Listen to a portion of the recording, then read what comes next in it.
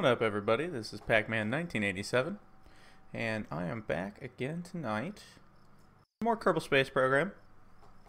I decided to take a break from my Apollo recreation shenanigans. I'm just going to do a little jam sesh tonight. Feel like just kind of playing around with some stuff, see what happens. I think I'm going to start with Skycranes, because I do like making a good Skycrane. And I'm just going to go from there. We'll see what happens. Kind of feel like I want to build a Skycrane to land on the moon. See how the details evolve as I play with it. And then maybe, if there's enough time after that, we'll see how long that takes. That could take a while. If there's enough time after that, maybe we'll play around with some airplanes. If not, we'll do that next time. Let's dig into it.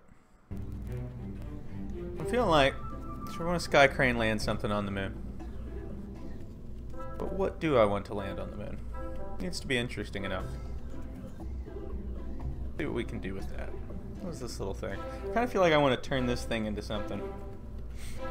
I want to, yeah, I want some kind of rover or something. Let's see if we can turn this into a rover. What do we got to work with here?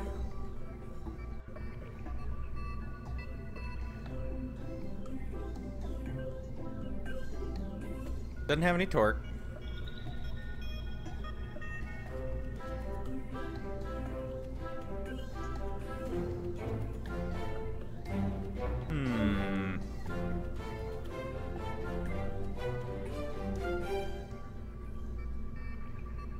What can we do with you?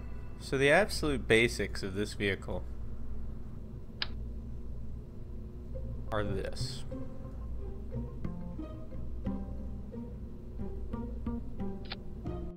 There it is. Absolute basics. Go to the moon. So you get 1,000 meters per second at delta V, which is way more than enough to get you back into orbit to whatever you're trying to rendezvous with. And you're like a 5.64 thrust to weight ratio, which is way too high. That's okay. And do we want to put anything on there? Let's see. How's its RCS balance anyway?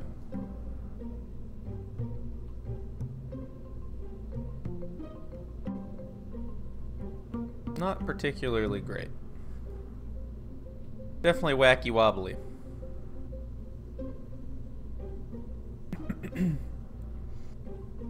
But it does have enough monoprop to get back into orbit and do a rendezvous maneuver and dock with something if you needed to. It's just a little wild the whole time. 150 electric charge, that's pretty solid. Could be better, could be worse. Enough to get it where it needs to go, though.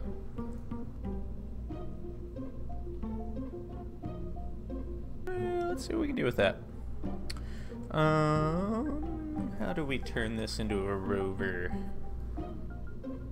There's a lot of different ways to do that. Pretty small, too. Is good.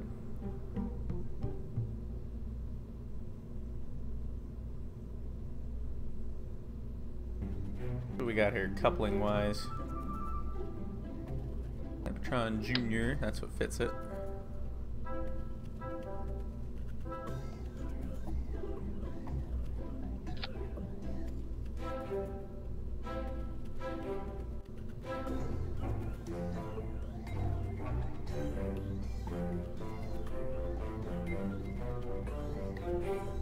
Where would it even be? How much does that thing weigh? That thing is so... It's the same size, but it weighs so much less. That's kind of funny. It's probably because it doesn't have all of its fuel contained and everything.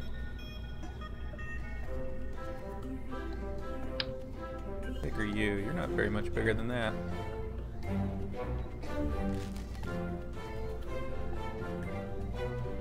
Does that have its own RCS? Does not.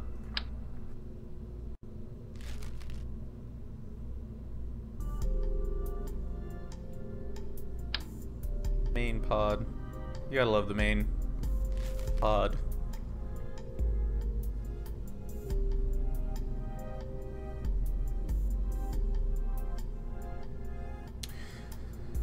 That's about 1,000 meters per second. Can we stick? What do we do here? Like a connector port on there that we could then dump later on. That is what we would need. Let's worry about our.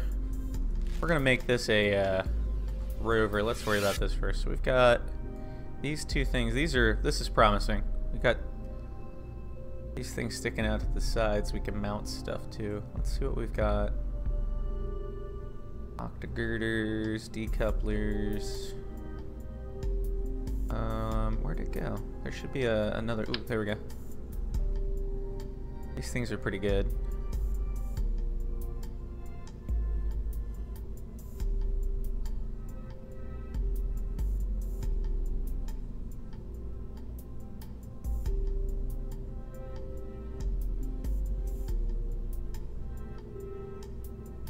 I think these stay attached, unfortunately.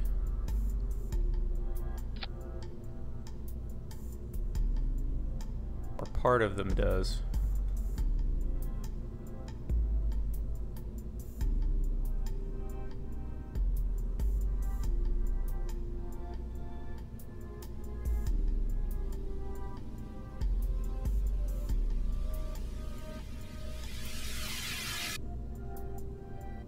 That looks kind of cool. What do we got structure-wise? Modular girder sections. Got I-beams. I-beams for days.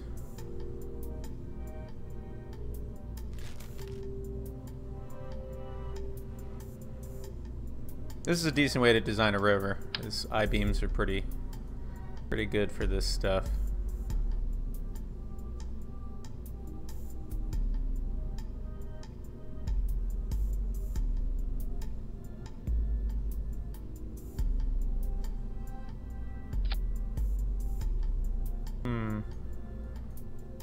We may want to switch design buildings.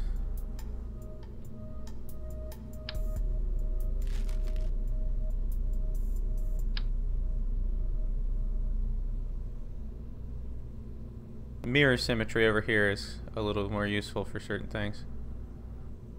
Not all things.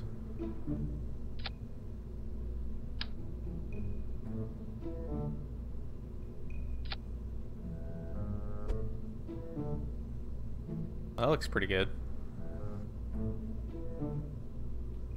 I like it.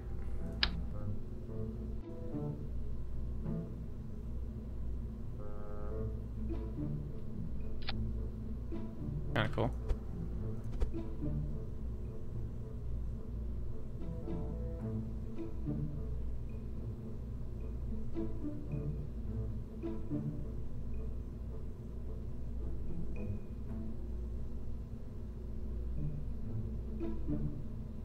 Now we have kind of a structure to this.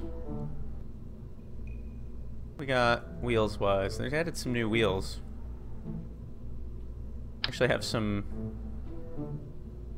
moon wheels.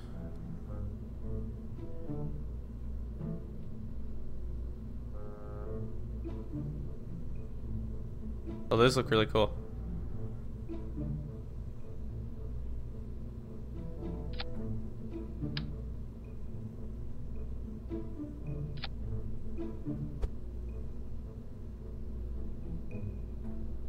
Center of mass on this thing.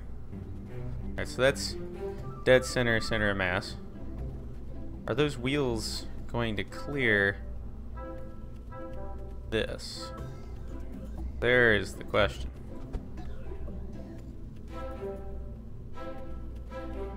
And then they don't even... That's rather annoying.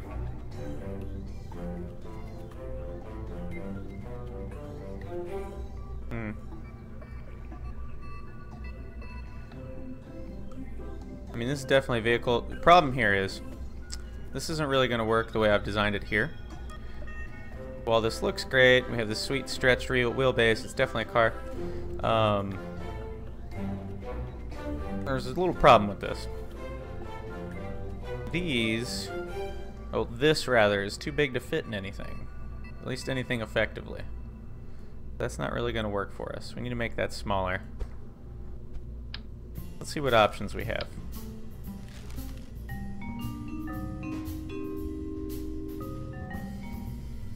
It's kind of a tricky balancing act with rovers. You want them to have as long of a wheelbase as possible for stability purposes while you're driving on the moon, especially. But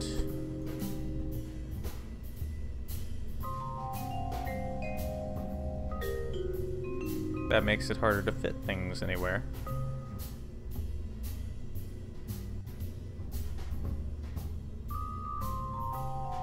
This thing is pretty small though. These girders might just fit into a lot of stuff. Where's my wheels? There's my wheels. Get them out as far as they can possibly go. Okay.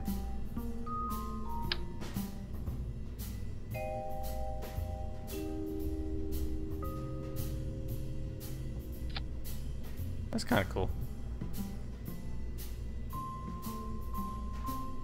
I don't know how well balanced this is going to be. I feel like it's going to want to flip over to the front, but that's what ground testing's for.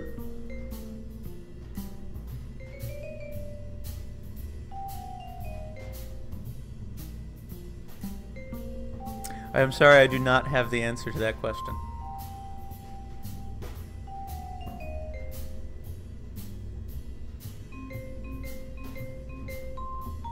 What do we need? We need electrical. We need a battery. A battery. We need a bunch of batteries. Because 150 electrical power a rover does not make. What do we got? 1,000. How big are these bad boys on here? It's pretty large, aren't they?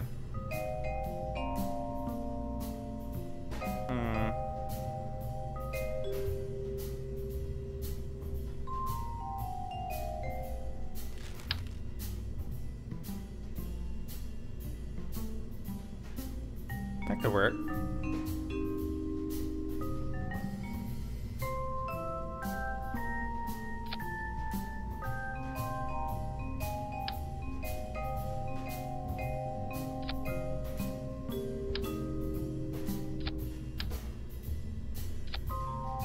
How many is there for that? 100? So that'd be 600 battery? That's not so bad.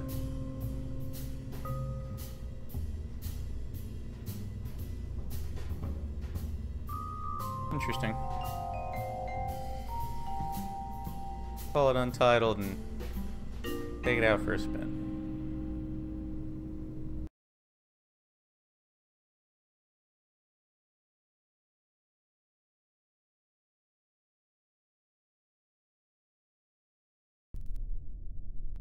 I didn't realize it's nighttime.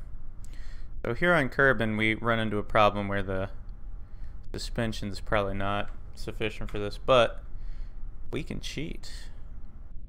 Where's my... Where are you at? There we go. Heck, gravity.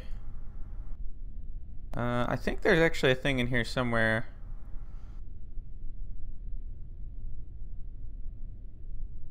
Could be wrong. Hey, no, stop moving. I could have sworn there was a way to set the gravity to a specific planet, but I think I'm wrong. Arrow, drag, object, or oh god. Oh man, we have a set orbit tool now. I really like that. That's a useful thing for testing stuff. What? There's a database. Oh my.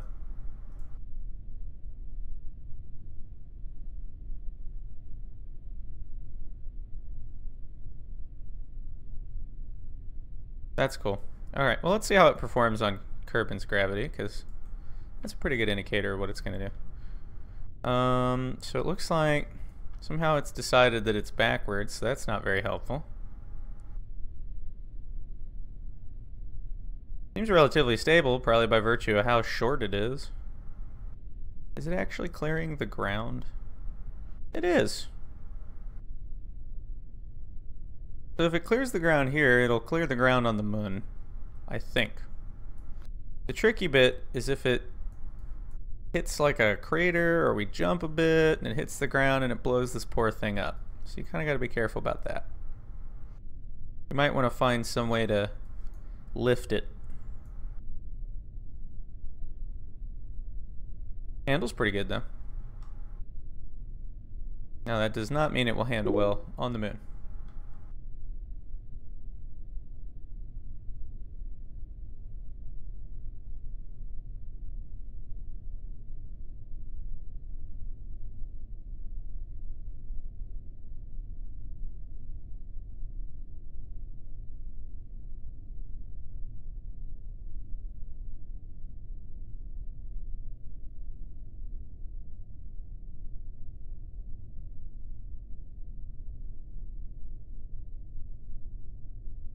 This is moving at a pretty good pace. Oop! Something blew up. What did we blow up? Okay, we blew up a battery. That's not so bad. That means that we were going too fast and it dipped when we turned. And that blew up the battery. So, let me check something here real quick.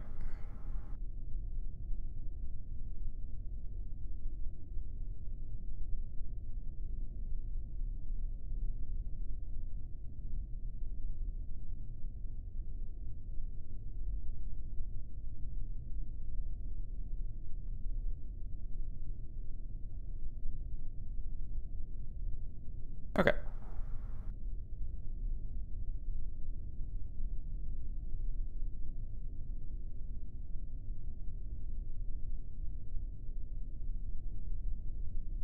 So, I think we need to lift it and we need to tuck the batteries in more. Let's try driving off the ramp here a bit.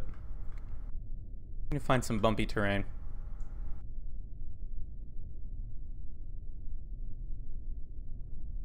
Thing's very stable though.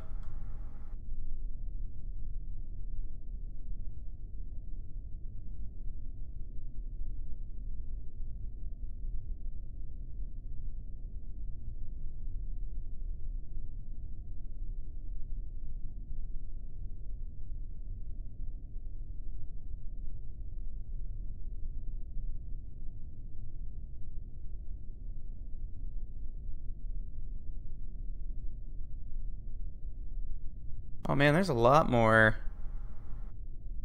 controls now. That's cool.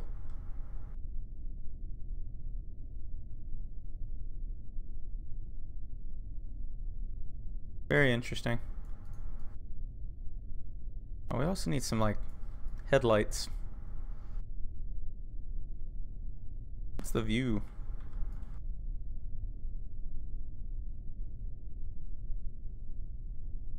It doesn't give you much of a driving view. Kind of funny.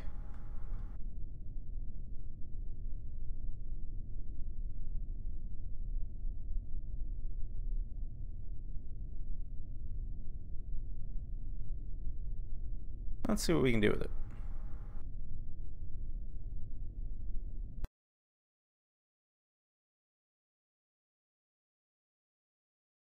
So.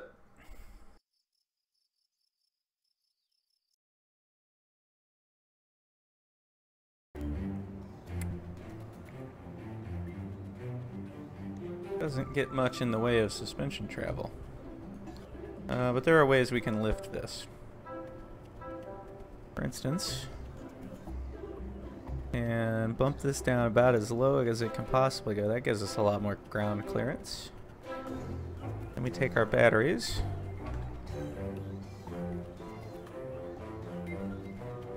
We clip them into the I-beam.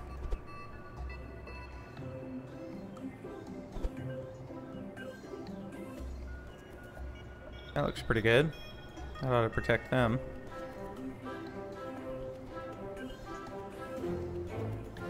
Might even be worth it to bump them up higher.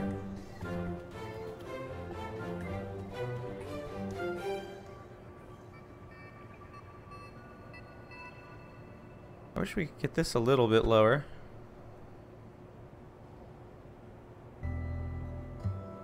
Hard to do that and keep them balanced, though. There we go. That looks pretty good.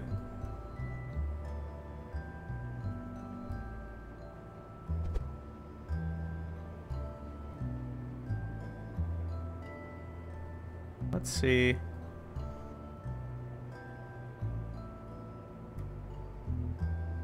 That looks good. That gives us a little bit more ground clearance. I'm designing a rover.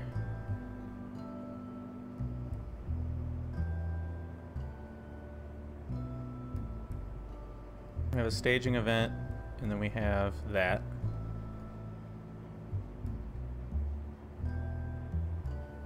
Let's back out real quick and fast forward to the next morning so I'm not driving around in the dark. We're also going to rotate this so that it's driving the right way.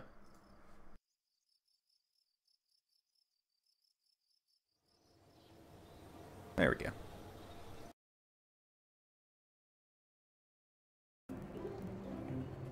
Right now it thinks we're pointing backwards. Wow, that was effective.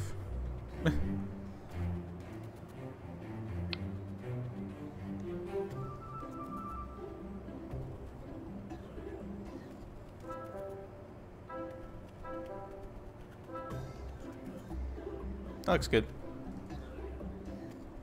Let's do some driving testing with it like this.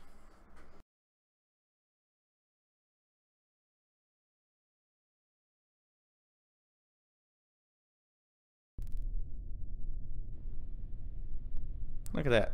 That's a lot more ground clearance.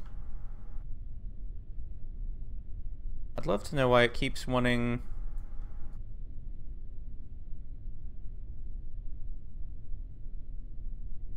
There we go. What is happening there?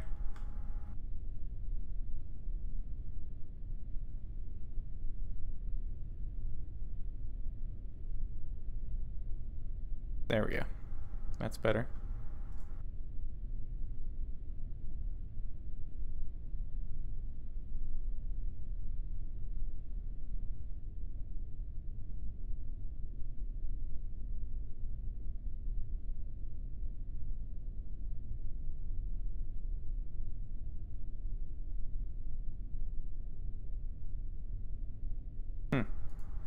Let me figure out why it's decided that I must have the wheels backwards. Something. I have to work on that. Oh, cool. Oh, that's... Oh, I didn't even know you could do that. That's neat. You can retract the wheels. I like it.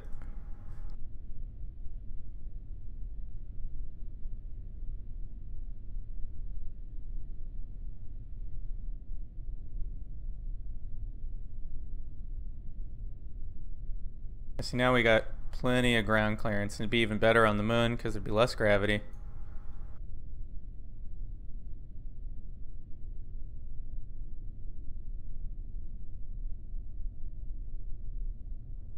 Yep. That's looking pretty solid.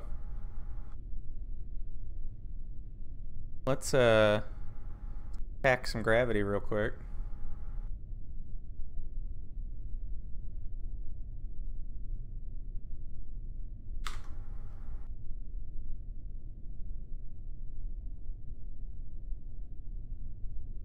Maybe like half. That's pretty good. Let's test the staging.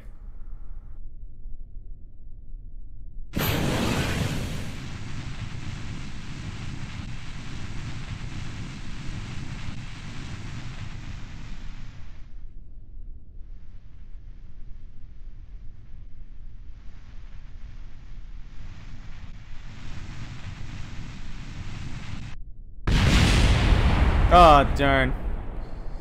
Why? They never stood a chance. If reversion crashes my game, sometimes it does that. Nope, we're fine. It's all fine. We're fine here. Alright, we're gonna unhack gravity, because we don't need to. So, Staging works, so I would call that a rover lander. Just need to kind of debug it a bit, because it seems to be backwards. Not 100% on why. See if we can figure that out. Alright, so we got wheels. Let's take the wheels off. I'm gonna fix this. We got batteries. We got wheels. Let's see what we can find out.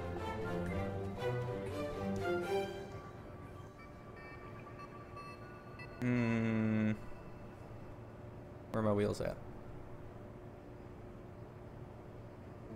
Rover wheel.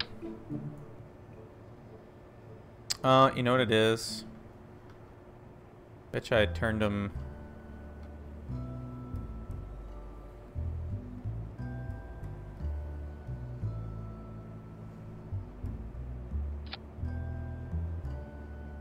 Let's see.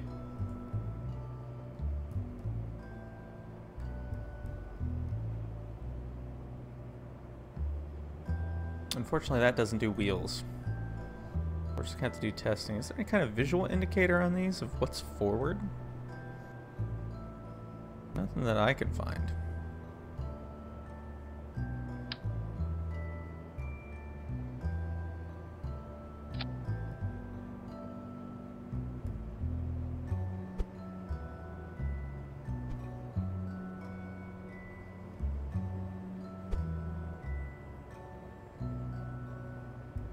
Put them as far back as we can. Put them as far down as we can.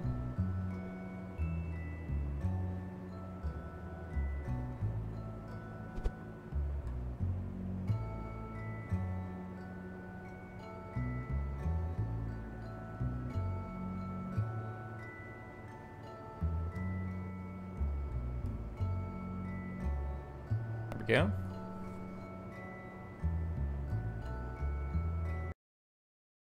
See if it's driving the right way now.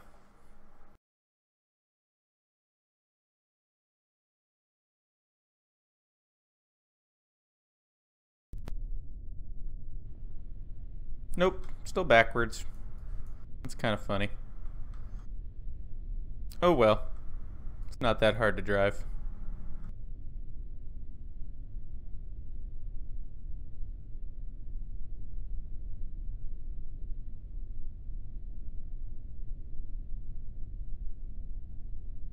There's even, what we got here?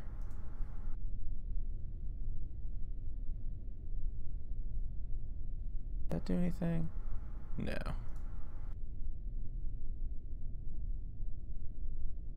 Not bad.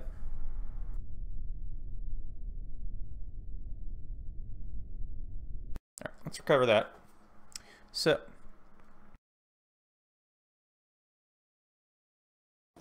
have ourselves a rover lander. Now what do we do with it? Well, it still needs a few things. We could probably use a light. Headlights are nice. It could probably use solar panels. Let's try that. Go with solar panels. What do we got in the way of solar panels to work with this? Here we go. We'll stick that right there. That's maybe just barely sufficient enough, right? No, we're not gonna do that. How does that generate? That one's pretty good. How big is that? It's huge. Okay.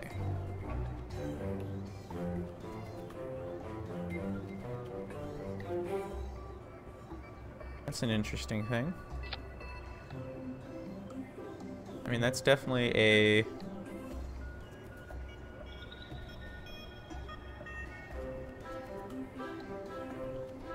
pretty decent solar panel. Max charge these all generate. 1.6, 1.6, 4. A little more efficient. Not quite as nice looking though.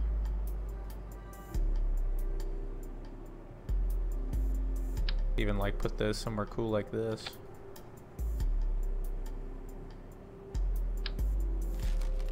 was kind of digging that first one though. Where'd that go?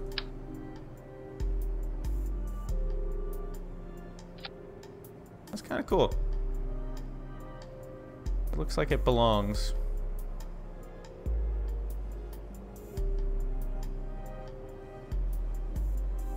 Might block RCS, which is a slight issue.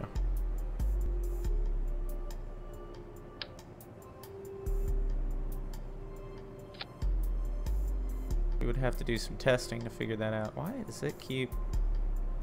That's weird. Oh, you gotta do the orange. That's kind of cool.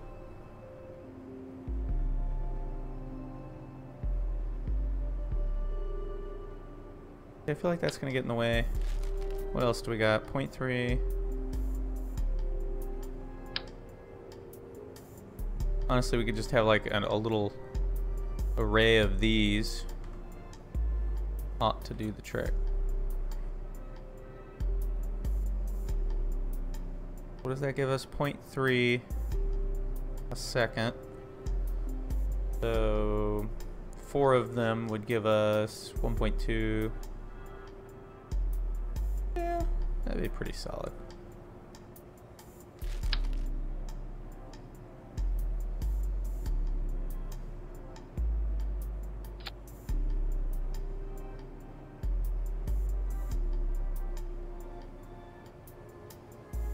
Not digging that.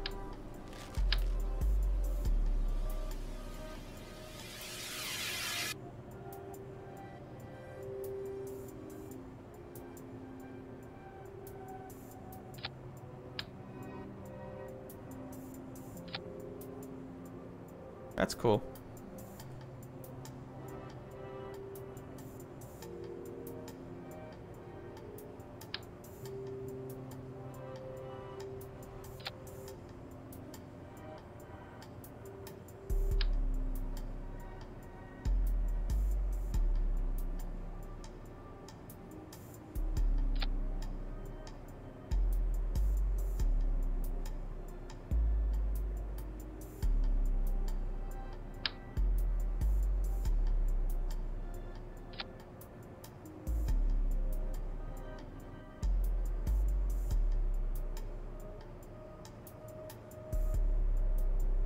Looks like it belongs.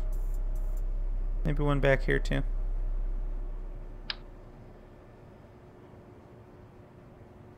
Maybe even 2 of them. Ooh, fancy.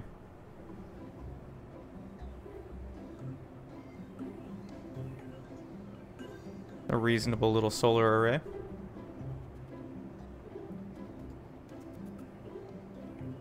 Doesn't impact my delta V too much, although it is fairly significant.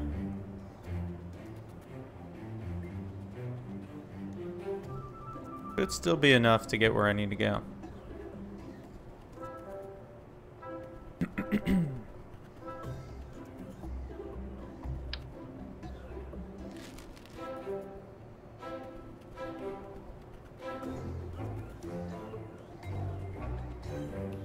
Very interesting.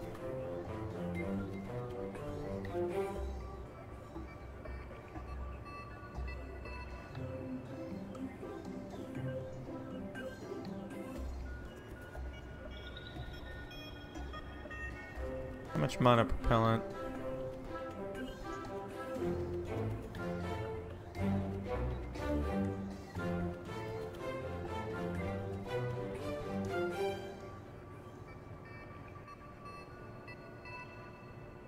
There we go, translation.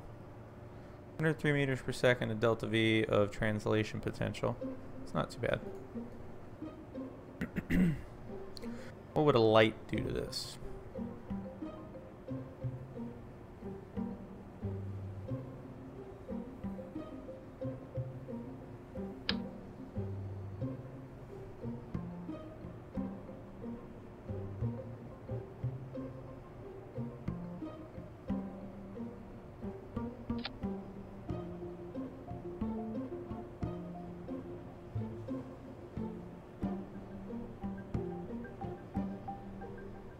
Kinda cool.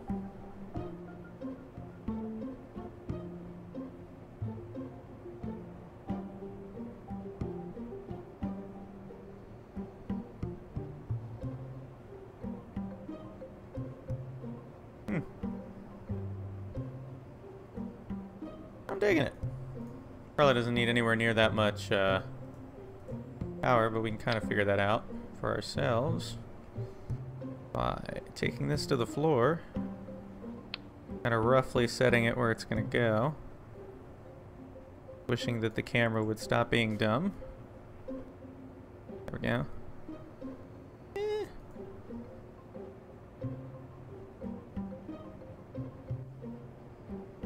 That's fine. Alright.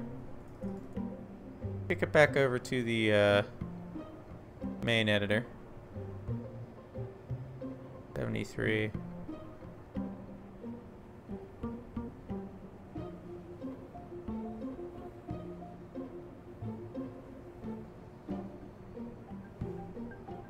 That seems a little more reasonable.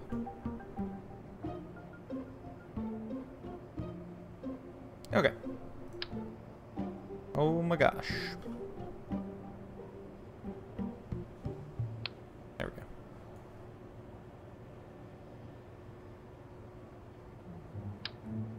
That gives us a little bit.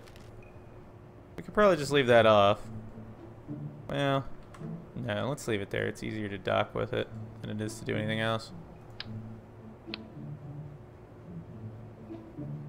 Okay.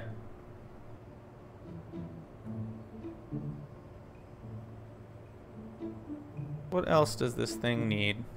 Well, I'm gonna need the ability to attach something to the top of it. And it needs a landing device. Where is... Not that.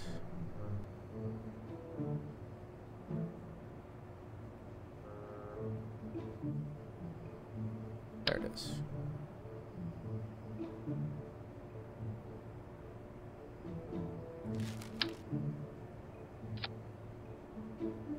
There we go.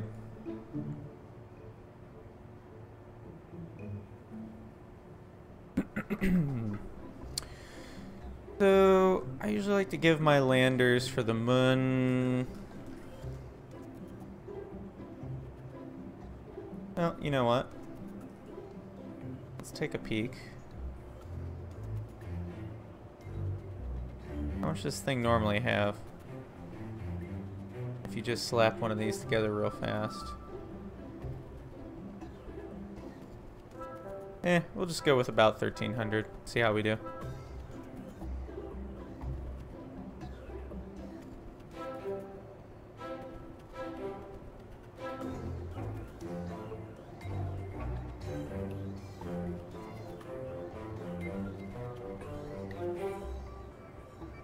So we need some kind of structure that can bring it to the surface with some kind of landing engines and enough fuel to land it. So what do we got options wise?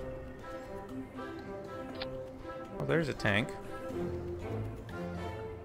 Kind of the easy way and the hard way to do this. It's kind of a question of how cool do we want it to look.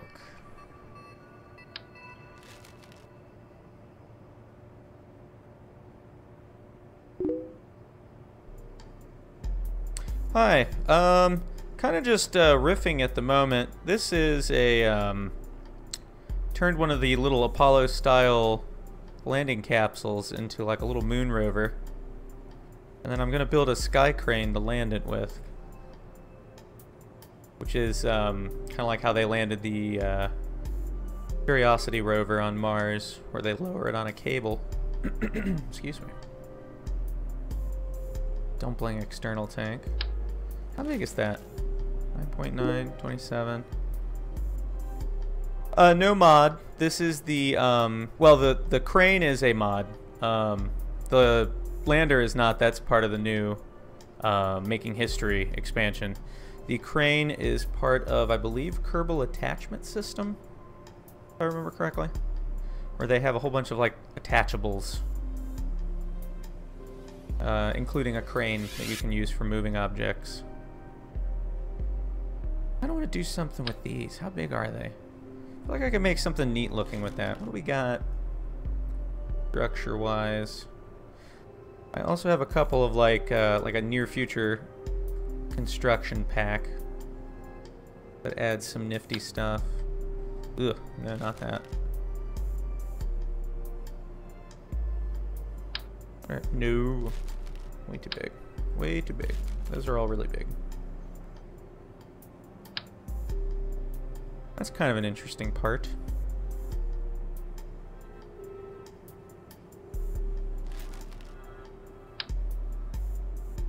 That do. Oh, okay, I see how that works. I don't like that one. Where are you? Eh? Hexagirder. Well, I kind of digging that. But a tri-engine system is not a very efficient way to do this.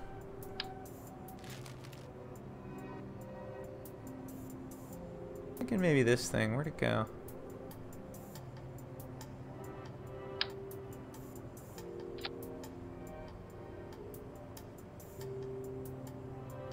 Looks kind of cool. What can we do with that? Let's see. Hub vernier engine. Only gimbal in one direction. Not really going to be useful for what I'm trying to do. I need to figure out something interesting to do with them sometime though. They're kind of cool.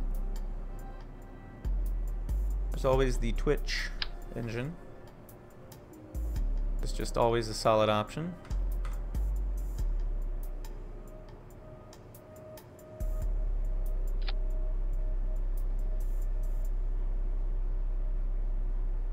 I should... Mouse acting up all weird. Second.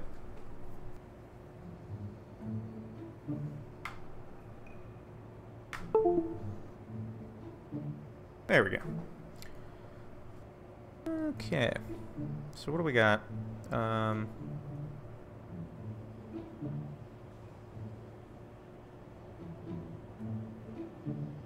that up there.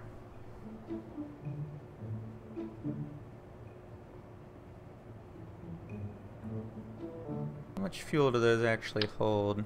I'm just very interested in these and what we can do with them visually.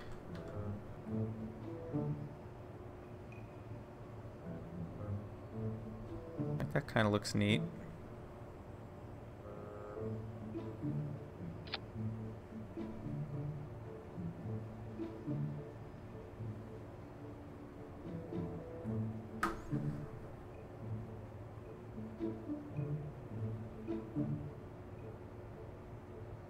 Why do we seem to be having... Oh, I know why.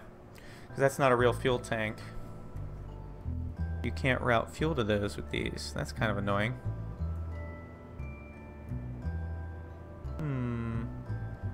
Any way to make that happen?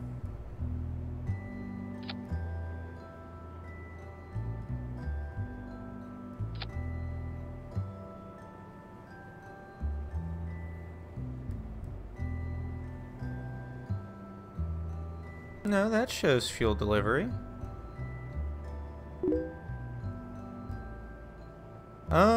That is a very good question. I'm not sure yet. Could take an hour or so to design something like this.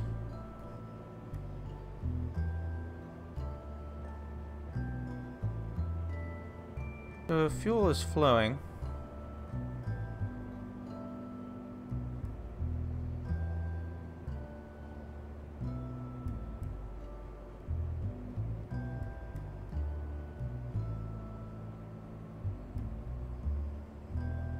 Shouldn't be flowing through that. That's interesting.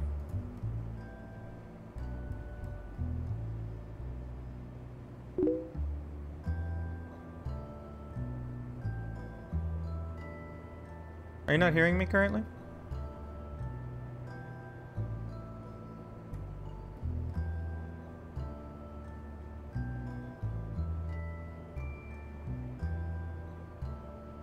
I can turn myself up if I'm not loud enough.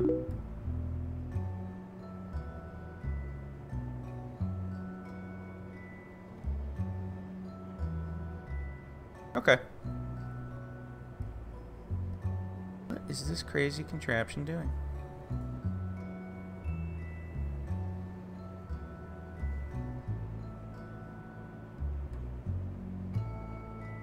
guess we just have to test fire this. 499. That's really not terrible. I wonder if I do this.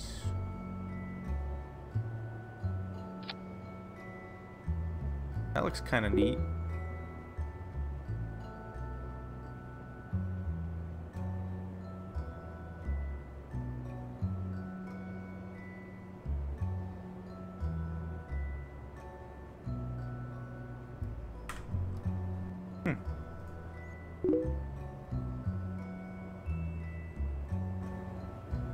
I'm checking my YouTube right now. Definitely making noise.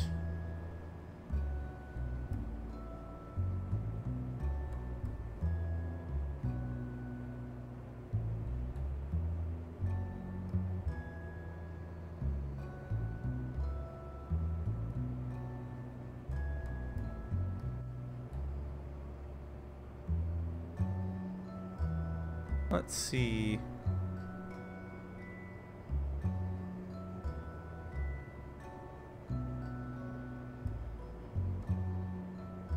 That looks pretty cool, actually. 907, though, that's not going to get me to the moon. We might have to go for functionality over awesomeness. Unfortunately. Unless we just stuff more fuel tanks in here. That could be fun, too. Not a lot in those. I like some donuts. Maybe not that. That's the plan. My intent is to send it to the moon. I've got an idea. Take that off.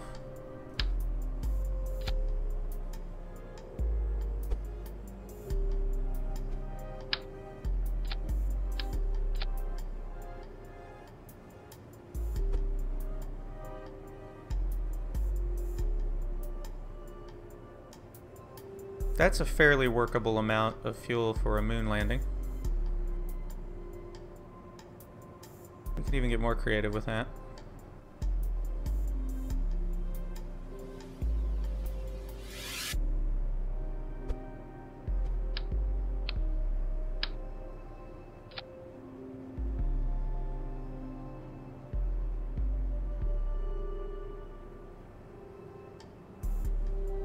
No crossfeed.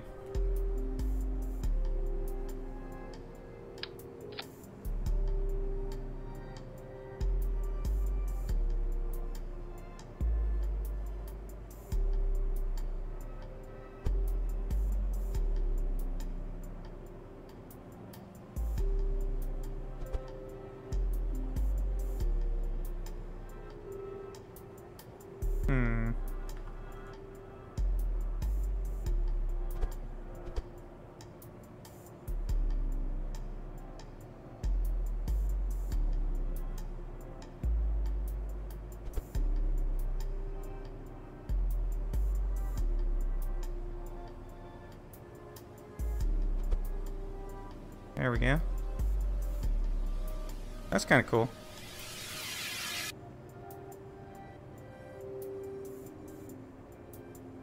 Give it a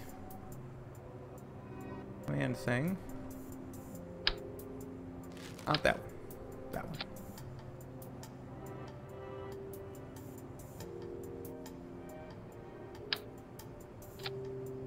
There we go.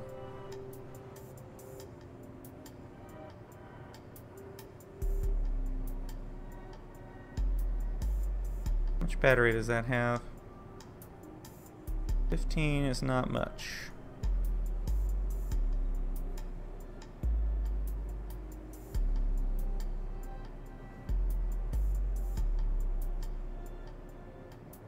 The absolute lightest we can do here. 0.0175. Yeah, that would be that one of those.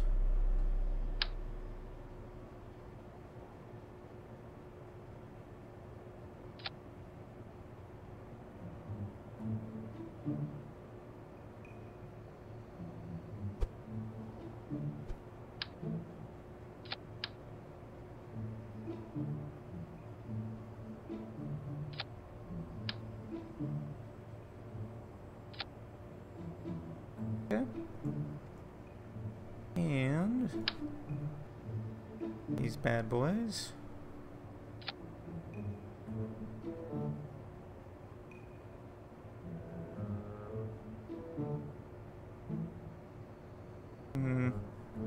Not really a fan of that. Much better.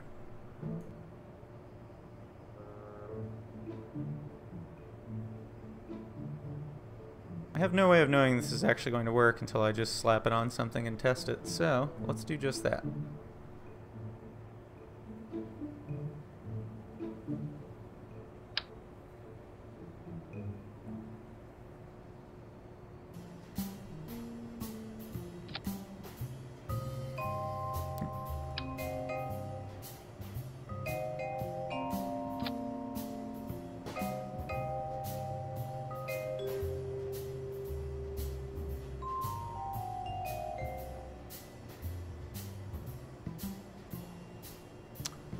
Let's see. End cable. And number 2 would be release cable. Do a fire test.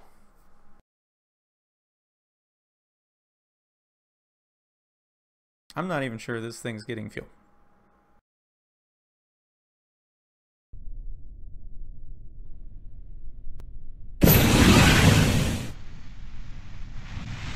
Hey, look at that. Sure is.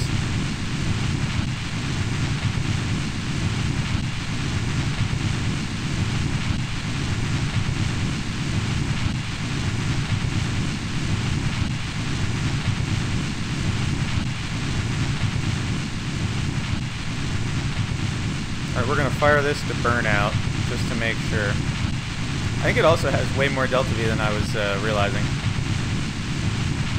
What did that start with? We'll double check that. We could probably lose some of that extra fuel mass, which is good.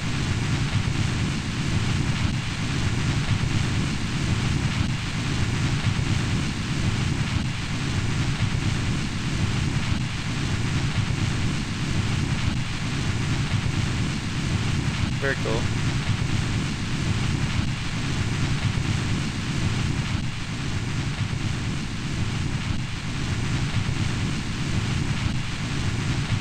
What I want to make sure is that it doesn't dip into the fuel down here. It shouldn't. It's worth checking.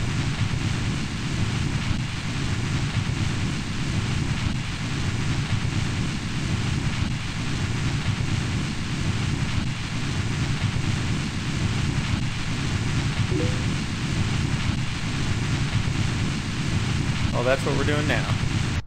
Okay. Cool. So fuel test. That's good. So this should work here.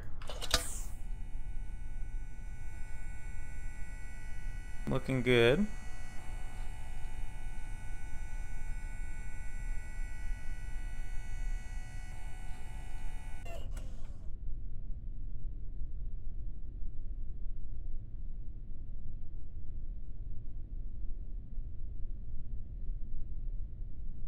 It did not release the cable though.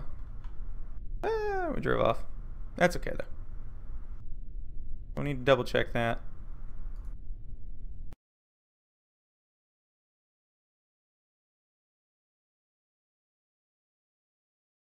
So one that had like way more delta V than claimed.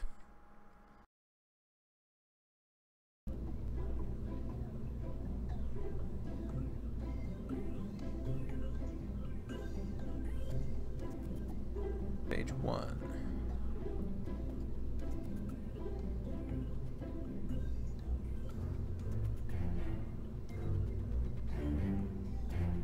Interesting.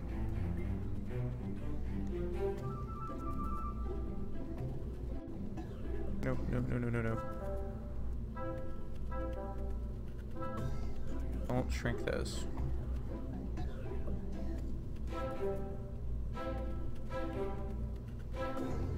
I usually shoot for around a 3-to-1 thrust to weight ratio. Hello! I don't know which one of these thrust to weight ratios is my actual thrust to weight ratio. I'm gonna go with that one. The reason I shoot for 3 to 1 is when you're coming into land. Ah, you're right. Decoupling the Ned. That'd be the easiest way to do it. In fact, let me Alright, well thank you for watching. I hope you've been enjoying it.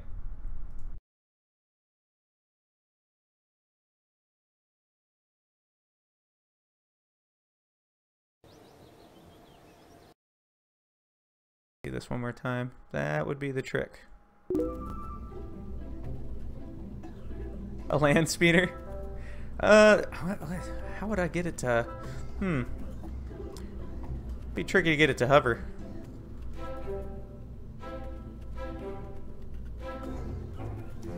Probably a decent way to do that.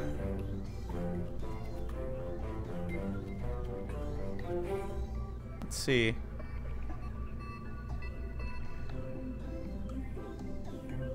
Ah, here we go. We want to change that to decouple that node. Hey, thanks, man. I appreciate it. I'm glad you were enjoying it. That looks good. I also think... That's true. You could hide small wheels. Would be more fun to get it to fly, though. Let's, because engineer is just not... It is lying to me lately. Take that off. Let's ditch one of these fuel tanks. I don't think I need it.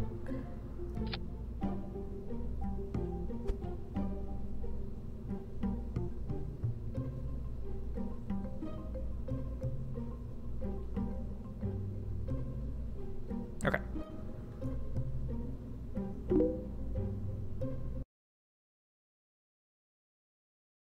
Play around with hovering vehicles later. That could be fun.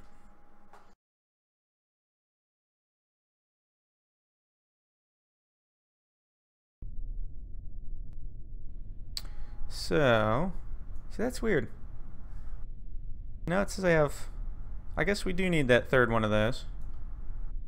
What does it say my actual thrust to weight is? We want the moon, though. It's saying on Kerbal it's 4.46, so we should be able to tell which one the real one is.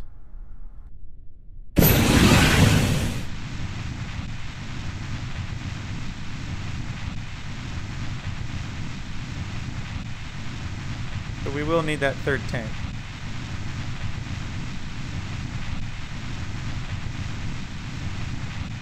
Oh, okay.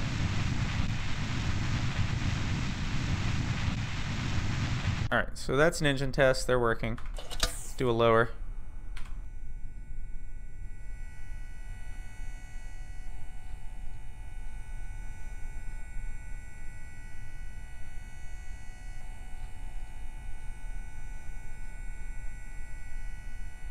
Look at that. It definitely decoupled. That solves that problem. Alright, so let's recover the vessel.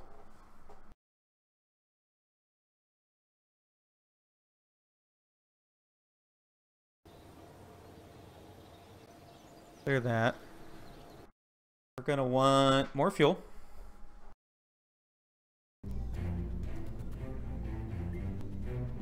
And if we look at Kerbal, we should be able to tell. See, that wasn't even correct. That's really interesting. It's claiming like a 0.54. That's the max. Okay, so this one is the right thrust to weight ratio. It's just not telling us delta V for whatever reason. But that's fine. We can work with that.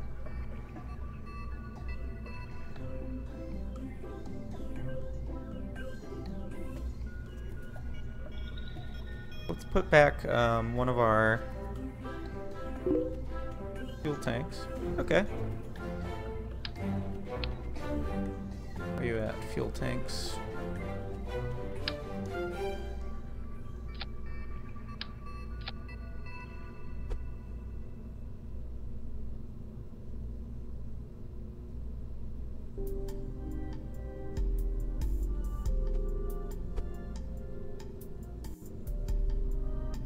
There we go.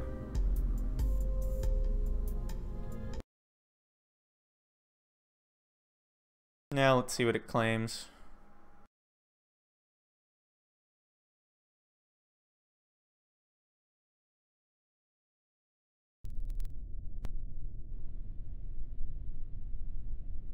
It's claiming 1100 meters per second at delta V. It's actually not enough. At least, well, should be enough. I'd rather have more of a cushion. See what we can do about that.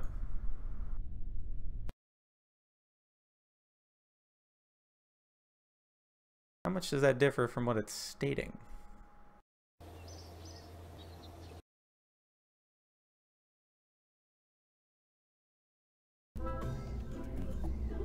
Okay, so it looks like this number is giving me the right value. At least for now. We would also want our... Let's see.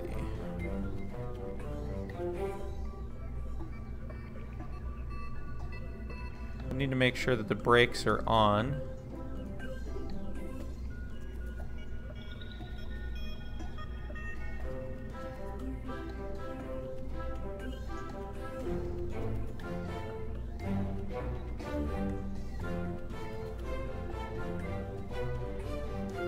$1,521.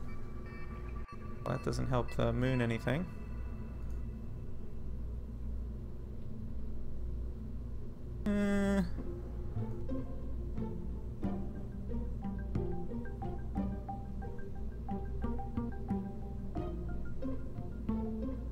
Okay, so it really does have 1,321, which should be more than enough to do what I want it to do. So I think we'll go with that. Worst case scenario, it doesn't work. Let's see. Got that, got that. That all looks good. We know that this is the real thrust away ratio. That looks solid. That's all looking good. The reason for I like to target a 3.1 thrust to weight ratio when I'm doing a lander specifically is if you look at, we take a peek at this here.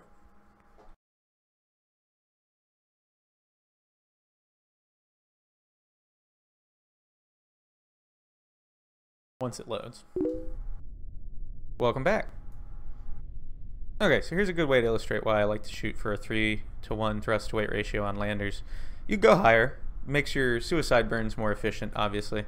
But if you want to do something where you're kind of hovering to a nice gentle landing in a controlled fashion, with a 3-to-1 thrust weight ratio, you see over here on your throttle you have marks. So that's 1, 2, full. These are at a third. So with 3-to-1 thrust to weight ratio, you know right about here is your hover point. If you're sitting about there on your throttle, you're canceling out gravity. So it gives you a really nice marker for where you need to be to hover. We're going to design it. The launcher shouldn't be too hard.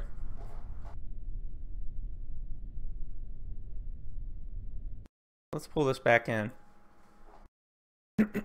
This part is at least ready.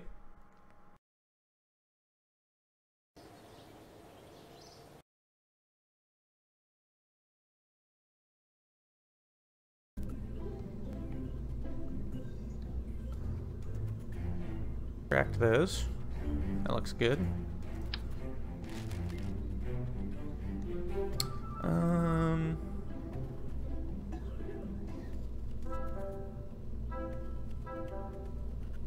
Call it the MC LV, Lunar Crane Landing Vehicle. Why not?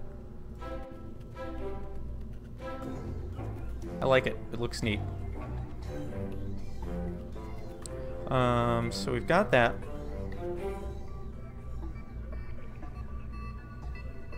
Now what we need to do is design our transfer vehicle to go with it, which is pretty easy. We'll just do a standard, an Apollo style thing. Excuse me. Let's switch over to that real quick. And we got our lander pod. We could even do Yeah, we got our lander pod.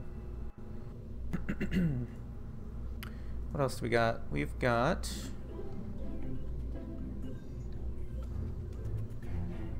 I need a docking port. Electron docking port.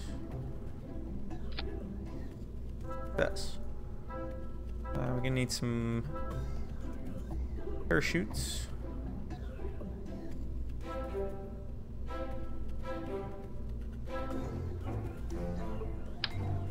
Radial mounts will do.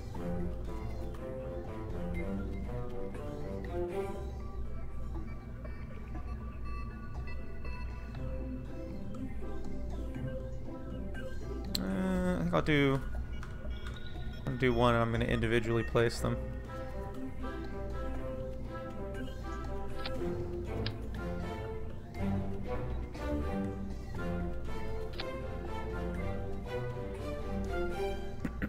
Okay. And we'll throw a drogue on there for good measure.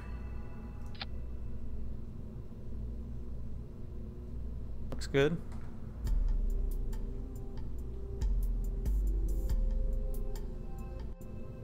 And we need a heat shield. All the usual accoutrements. Looks great.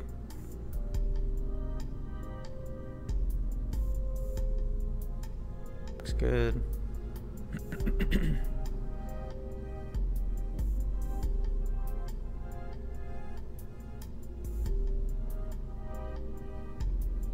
We want that disabled to begin with. Let's give it a separator and we'll build a service module real quick. All standard stuff. One is the right, not that one. Not that one. There we go. That's the right one. I think. Isn't it? Yeah.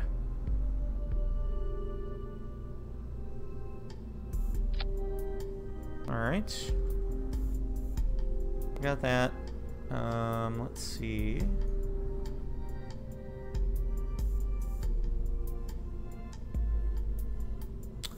There is a vehicle I want to check.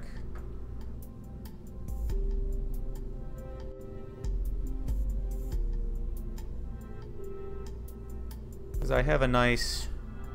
Where are you at? There you are. This is an old Apollo recreation I did. I have a good threshold for how much Delta V this particular craft needs. It needs to start with about 1,000, so go back to what we were working on there.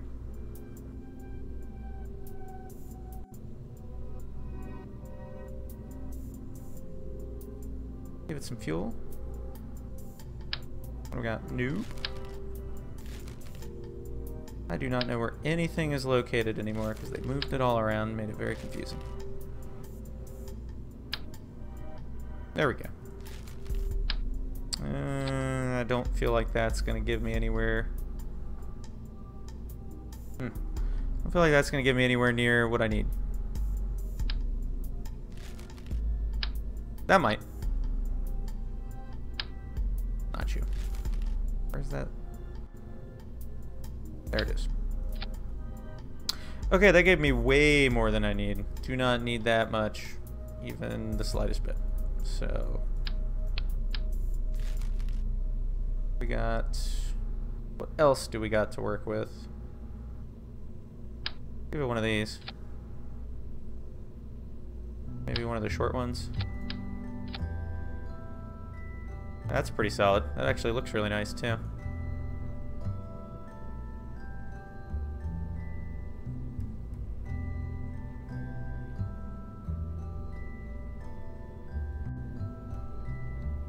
That's fine.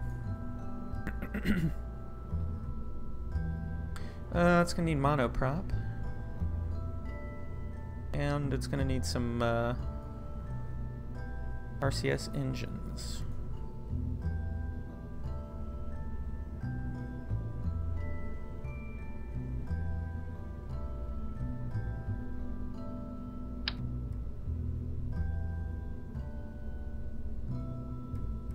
might overfuel this. Just kind of to make it drag that center of mass down a bit.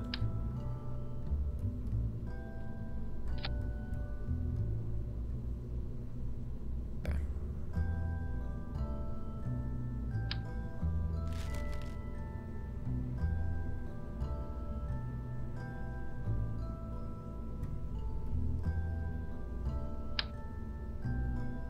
That's interesting. They actually made those smaller, I think. I feel like there were more before.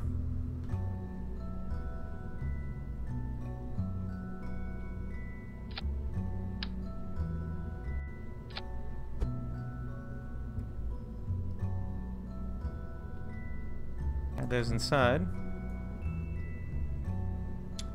Let's put a relay thing on it.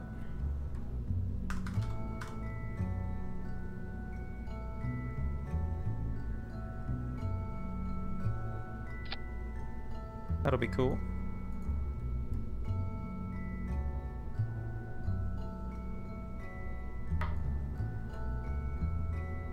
And might need to offset that a little bit actually. Or even do a different thing entirely. Maybe like one of those. Does that act as a relay?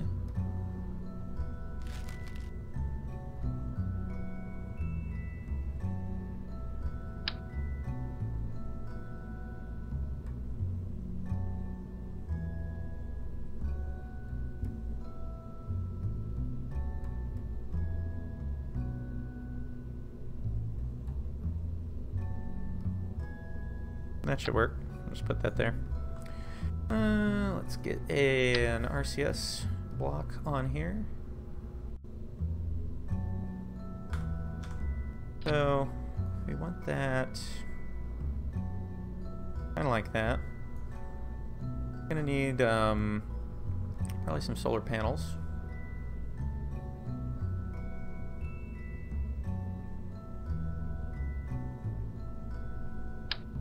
Do 1x6s. 2 ought to do.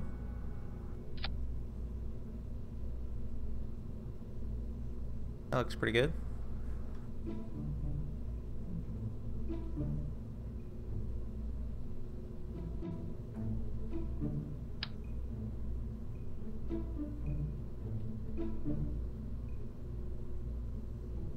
That's interesting.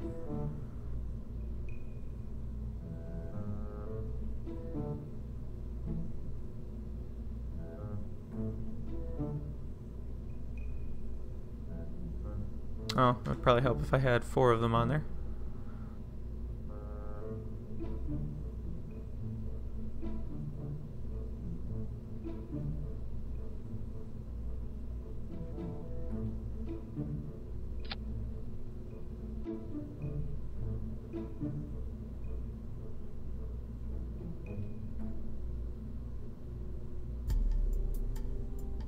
Looks pretty good.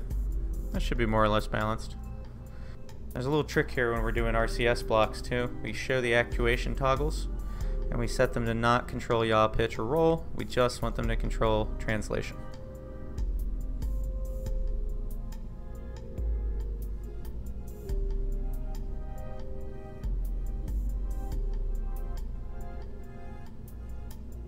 This thing's looking pretty solid.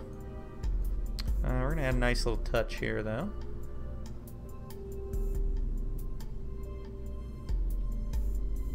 Where are my fairings? There we go.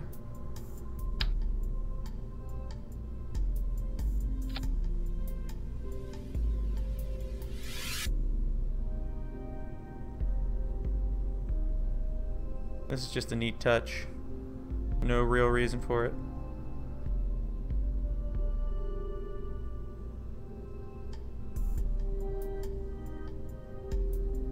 But you'll see what I'm doing.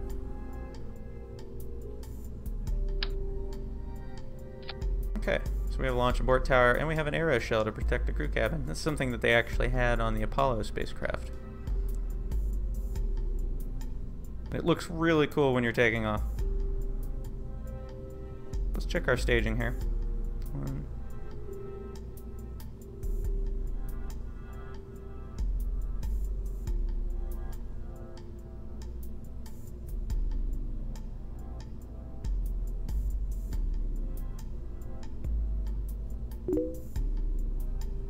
Welcome back. Put that up there.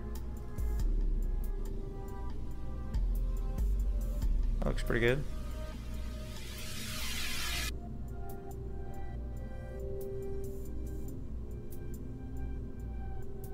Open up this other one real quick.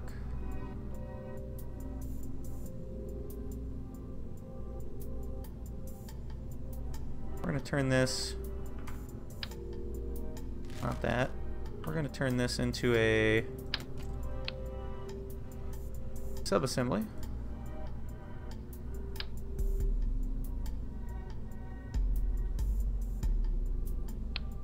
Oh.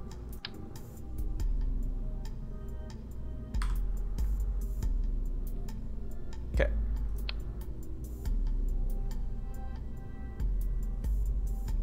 Go back to our command and service stage. Start doing some stack work.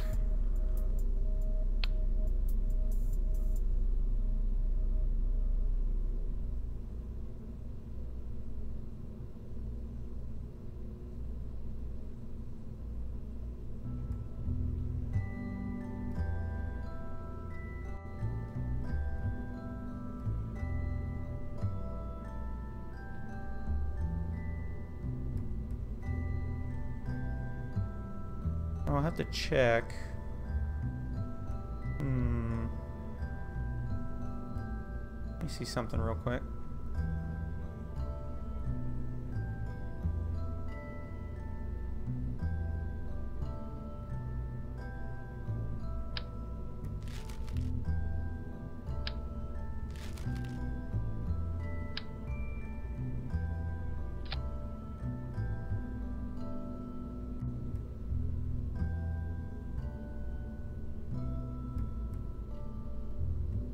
Gave it about 550 in a docked configuration.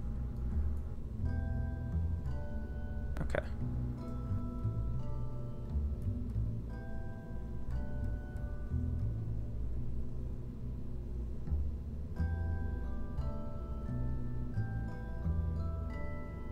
Alright, so we have a subassembly. We need to test that subassembly. Let's take this off real quick.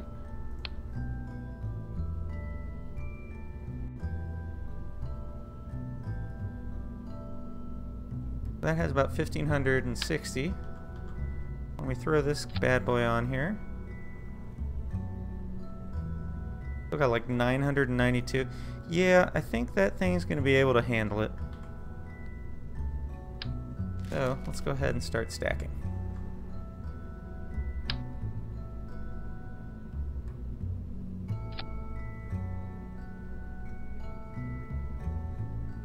Don't want a shroud.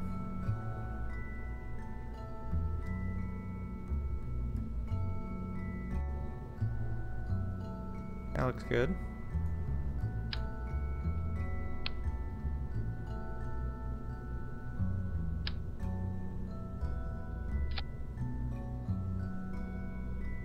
Okay.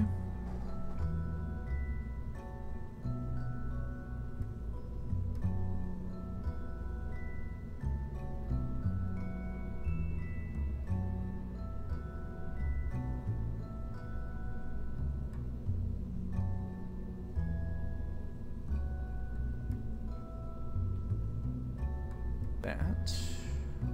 Not quite. Wow, this, good grief, did that goof up staging. My gosh. Okay. Fix that.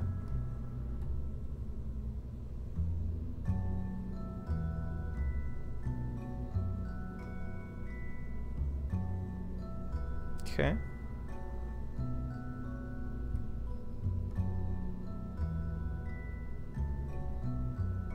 That's a little bit better.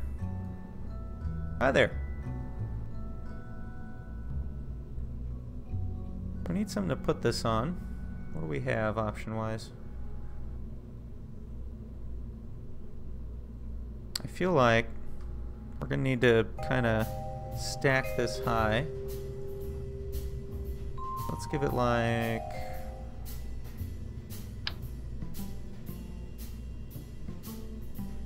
Need a decoupler.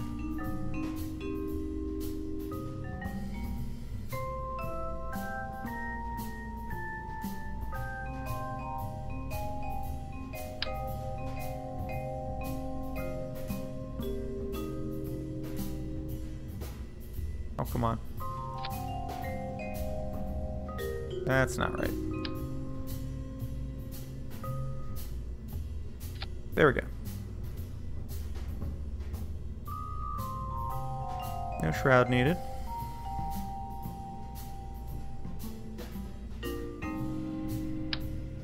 We'll need something to kind of boost this higher up.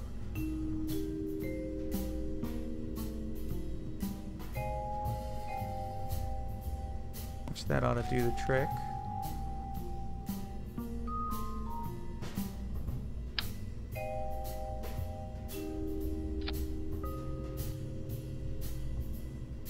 Yeah, there we go.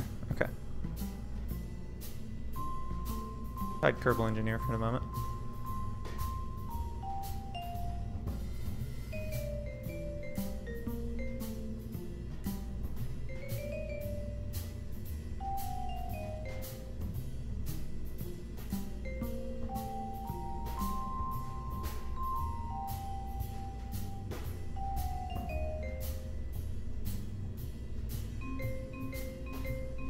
Heaviest parts.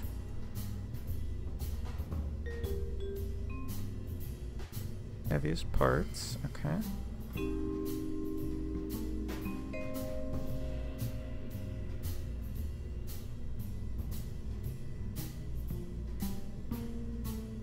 Four sides. Clamshell. Build their fairing. Is that wide? Look at that. That is wide enough.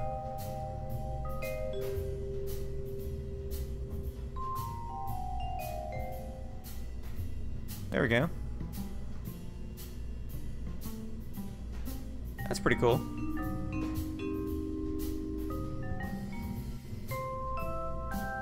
I'm digging it.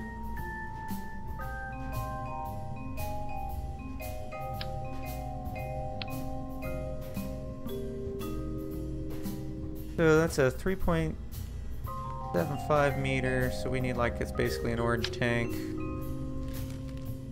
Where's the orange tanks at now? Nope. Not quite. That. Okay. And then we probably don't need that to be full scale. Let's see what we get out of something like this. What engine do we want to use? Skipper? No. Needs to be bigger. The Rhino's way too big. Rust and Vacuum 2000. Eh?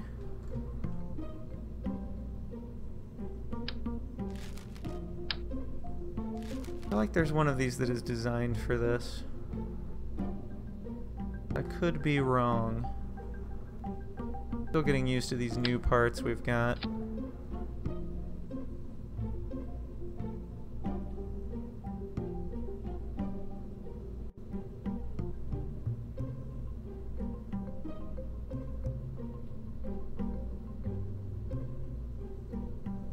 Yeah, I don't really feel like I even need that much.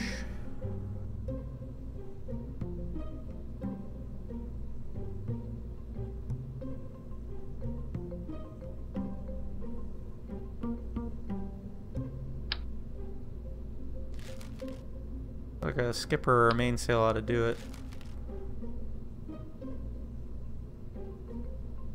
I actually want, let's see. Yeah, I want that.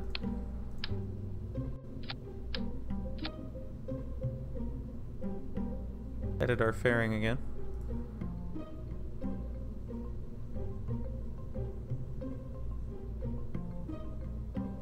Okay.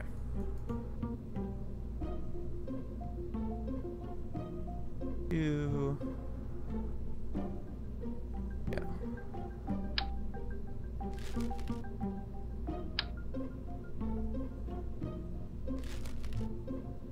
Actually, that's kind of interesting.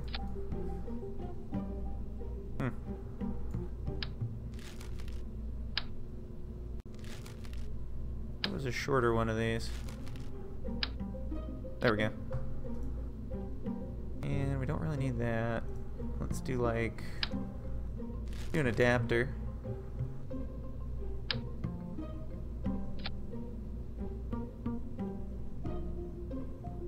Like a skipper.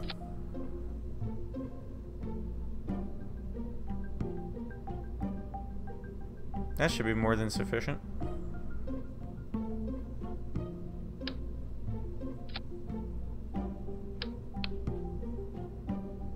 Let's give it one of these too.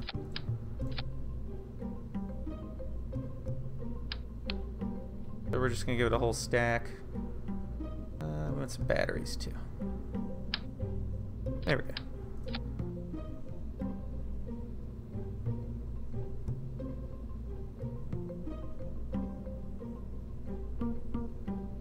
Okay, there we go. So this ought to be able to get to the moon.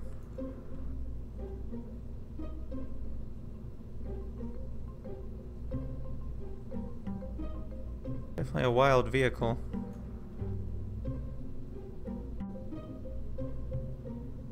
Let's build it something to get it into space.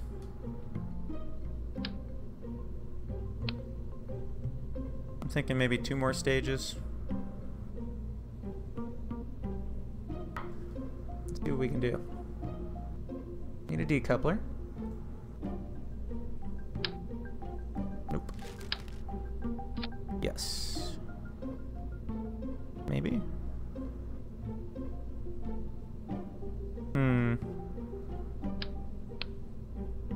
No shroud.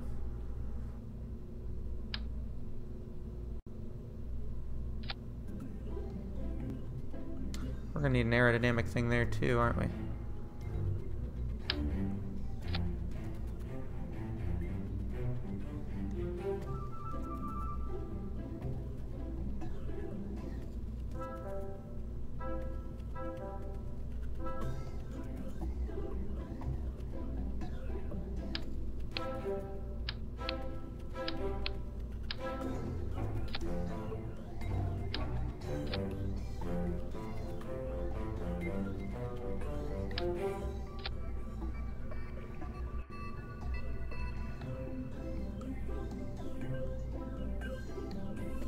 Okay, there we go.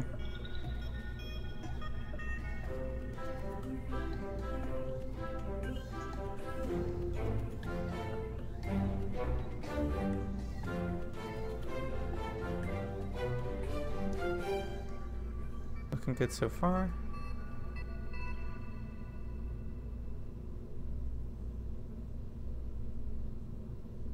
Engines.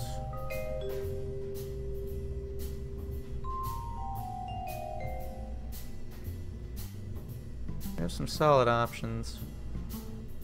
I mean, this thing really is amazing.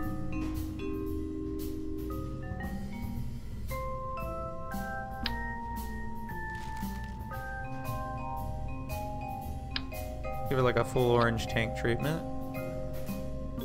One of these. That's 2400 right there. I mean, that's pretty solid.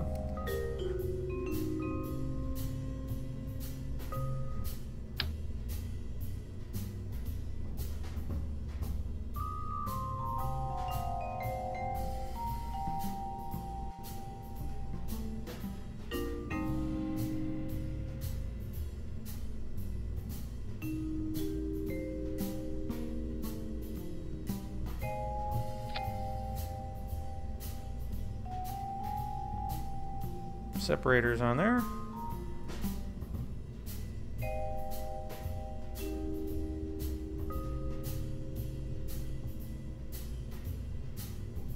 Go. So we just need like one more stage really to get it into space.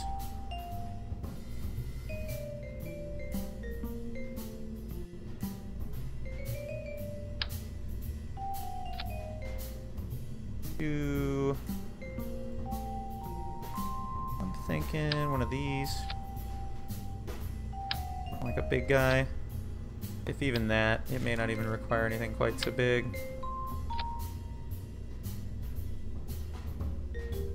Probably a engine plate. Where are they at? Where did I get to?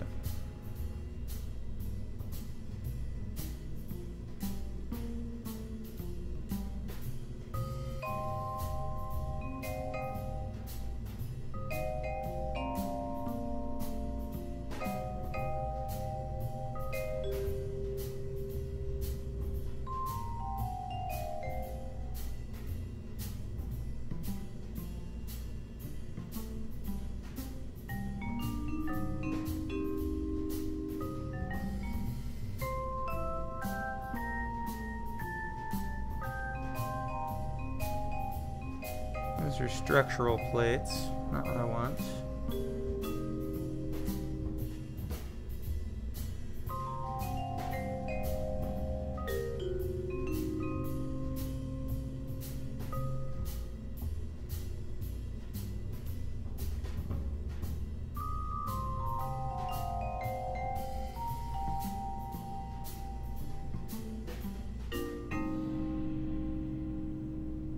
Well, that's odd.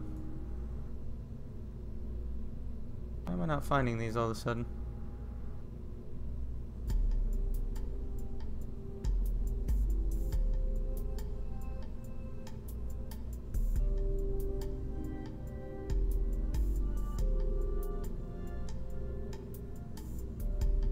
Oh, there they are, the engine plates. They look weird.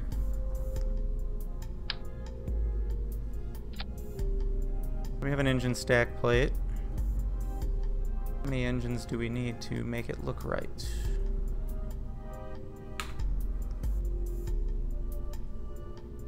If we do mastodons...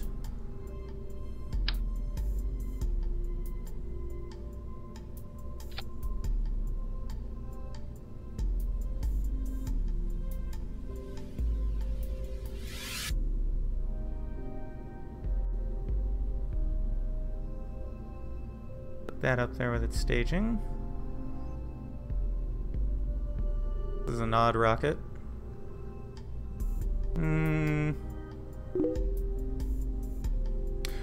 Just designing a launch vehicle for it at the moment.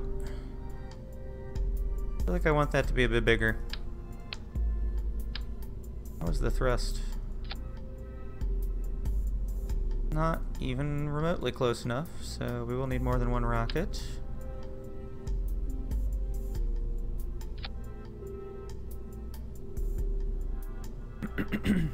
I wonder.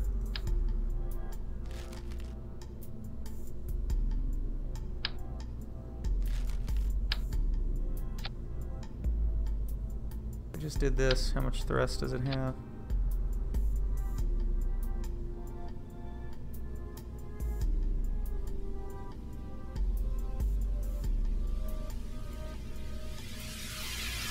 Not quite enough.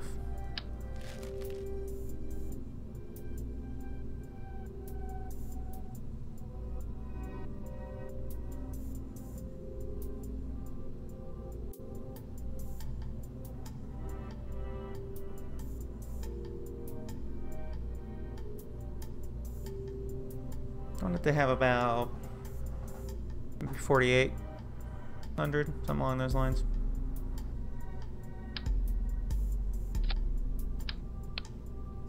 Let's see. Fuel tank.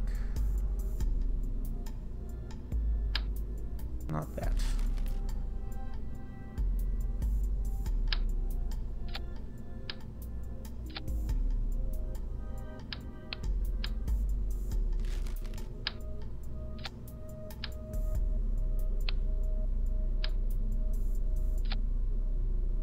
That ought to do.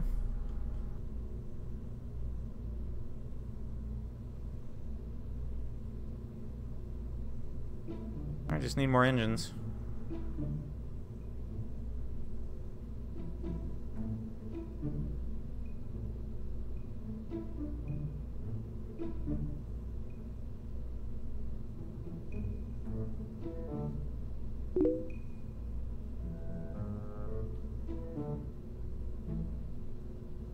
See what 3 of these get us.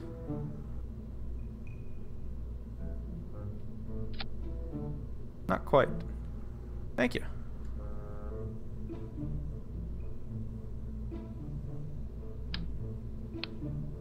do like a...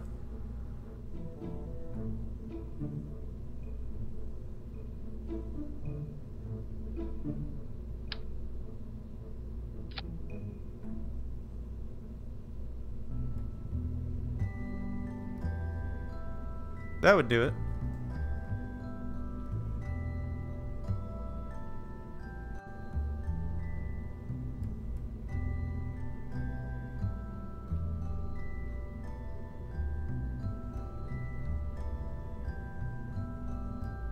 So far, so good.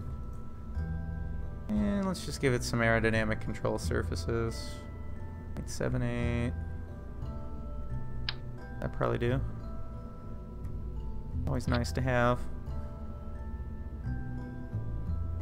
Looking good. Alright. So if Engineer isn't lying to me, this should be able to launch this thing and get it to the moon. Now we need to check our staging. And do a couple other final prep things.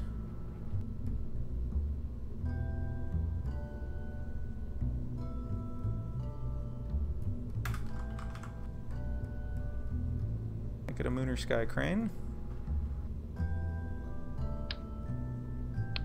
Lower it down closer to the ground. Good. Alright, staging. Stage that. Then that separates and fires. That separates, these fire. Looking solid.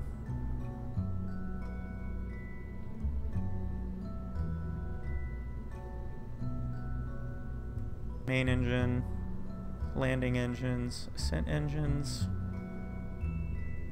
final separator, and our parachutes. That all looks great. Alright, so we need to set up a few things, action group wise. We do an abort. We want to activate that engine, decouple that, and cut any engines that are currently firing.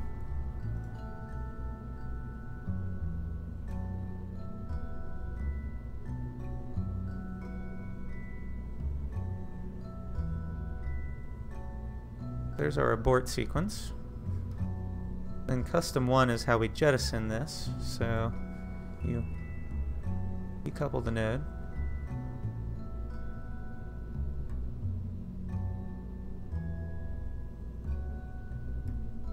And you fire that.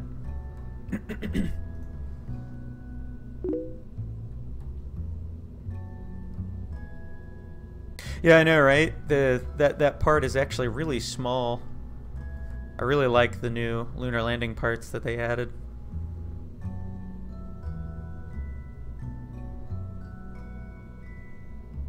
Alright, then action group 2 is going to be...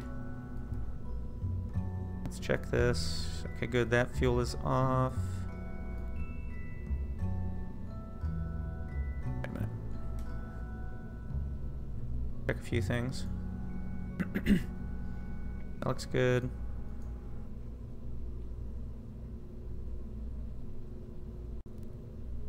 Okay, crossfeed's disabled, good.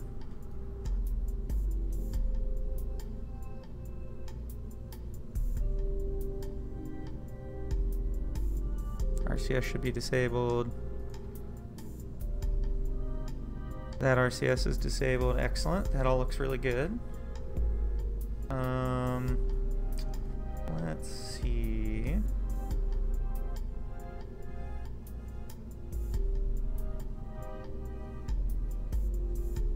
We need the lights group to deploy all this other fun stuff.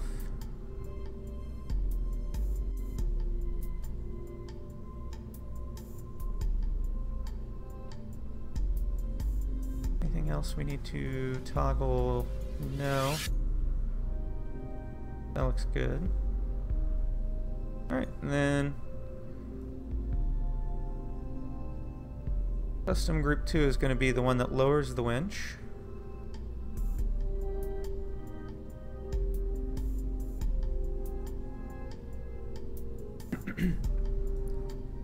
Custom group 3 is going to be what drops it.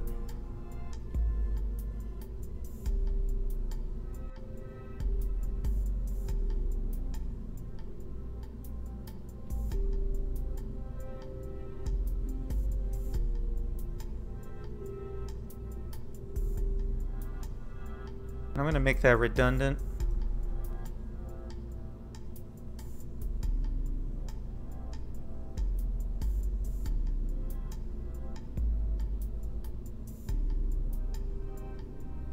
That looks really good. Oh, I did want to add one piece to this.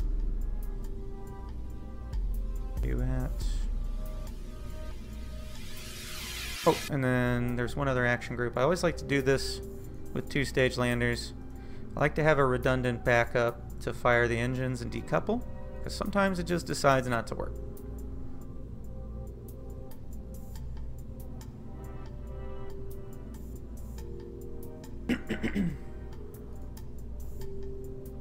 That's a useful thing to have. I wanted to add one last part to this, and that is an antenna in this thing.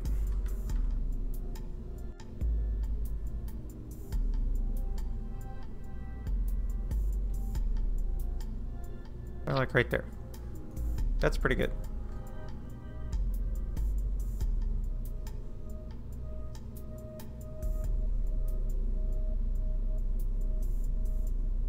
Maybe a pair of batteries just to be safe.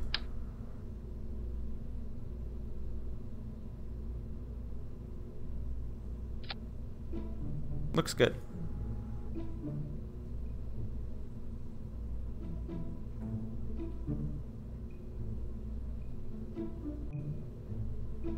Put some launch towers on it. We'll do a pad test.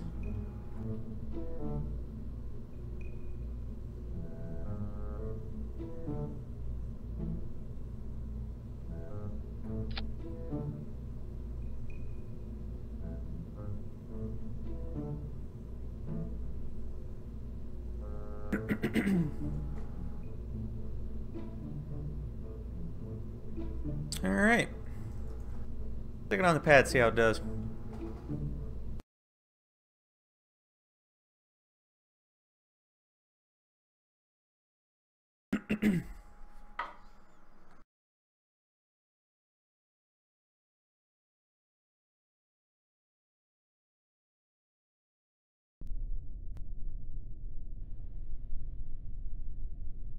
Okay, so we're going to do an abort test first, just to make sure my abort system works. It's always a good idea.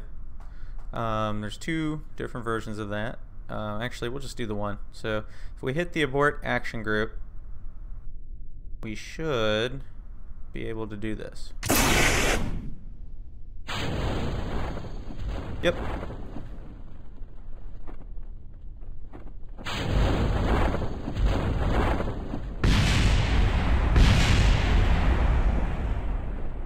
Good enough.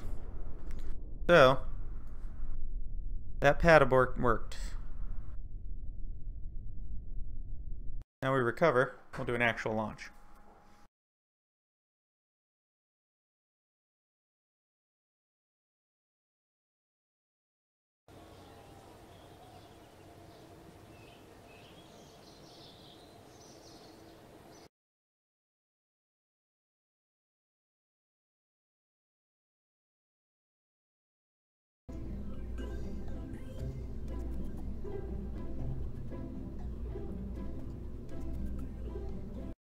Let's see how it flies.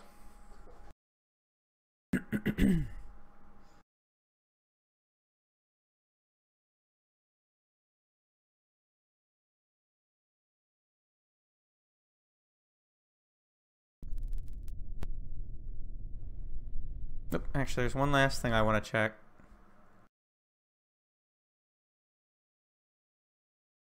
Didn't check one stage thing.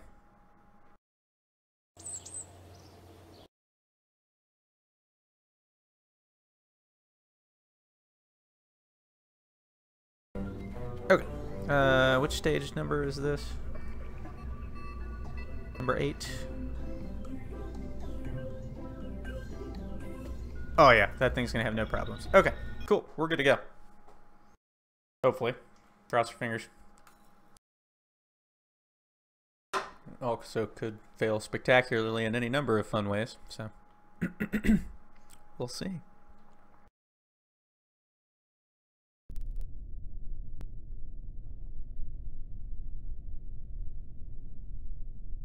Alright, we go for launch in 5, 4, 3, 2, 1. Oh. Let's make sure we're controlling from the right thing. There we go. 5, 4, 3, 2, 1. Excellent. So far, so good.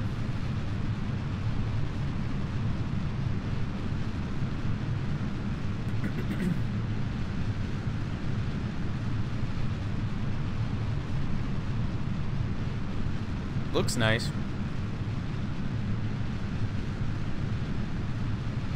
We're gonna go straight up until we hit about maybe 150 meters per second and then start our pitch.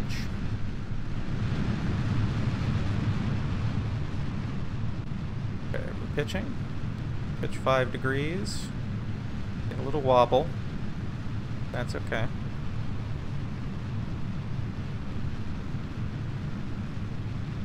Not sure why.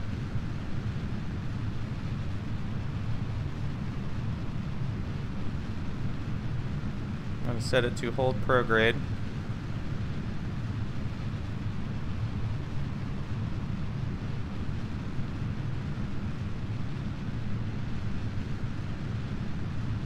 I don't know why this stage has so much darn wobble.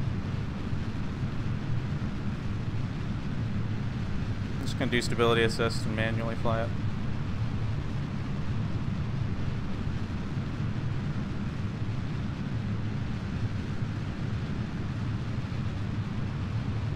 Something about this is exceedingly unstable.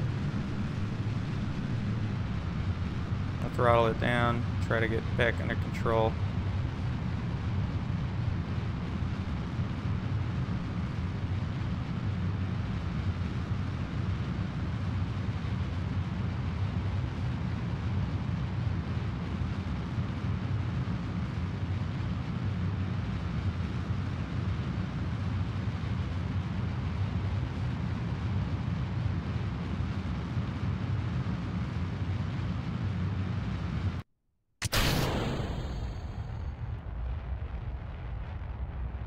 Something's a little wacky wobbly there. I think it's this. That's what it is. Our payload is kind of shifting around a bit. That's okay.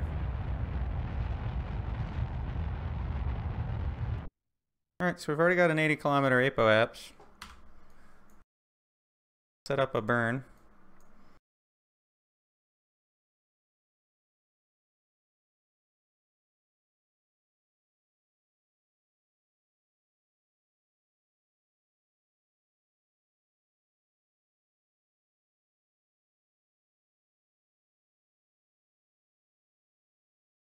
Alright, we're 1 minute from the burn.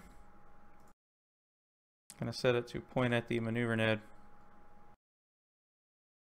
Something's wacky wobbly right about here.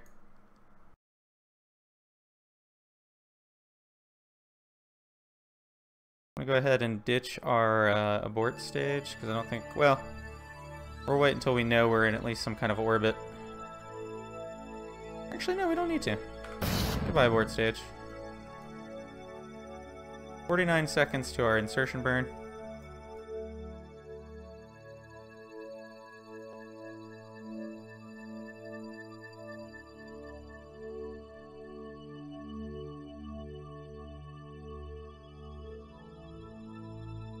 Looking good so far.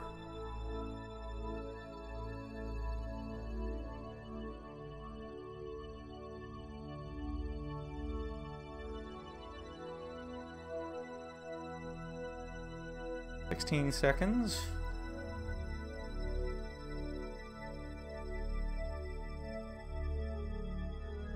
10, 9, 8, 7, 6, 5, 4, 3, 2, 1. And we're burning.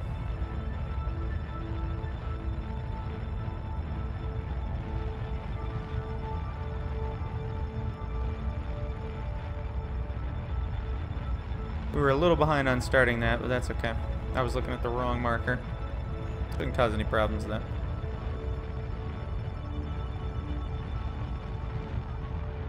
Might get a little wobbly.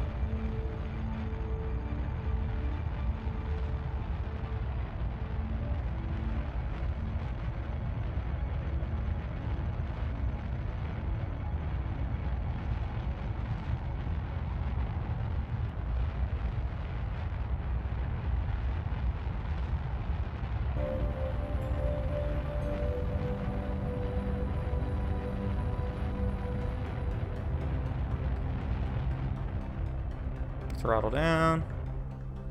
Throttle down some more.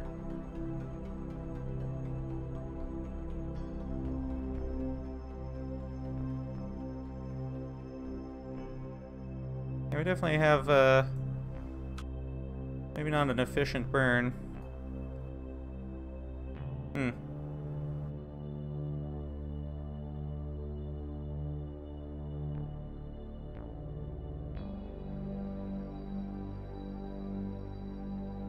That should fix it.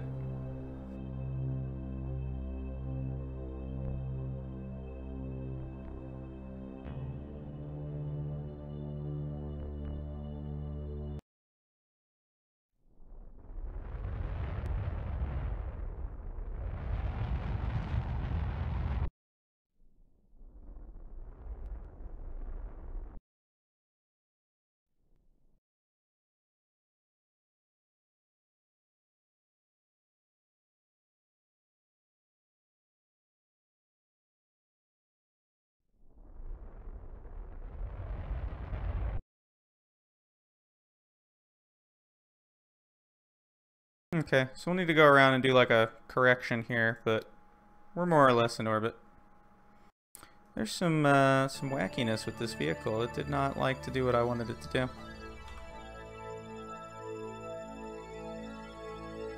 Turn to prograde.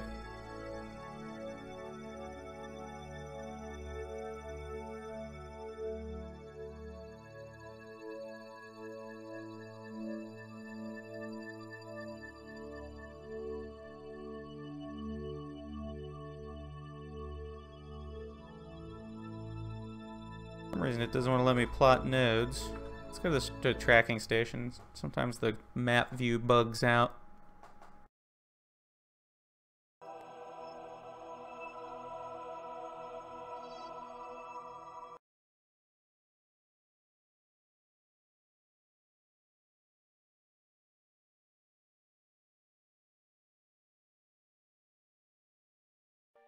Okay. There we go, now it's working normally.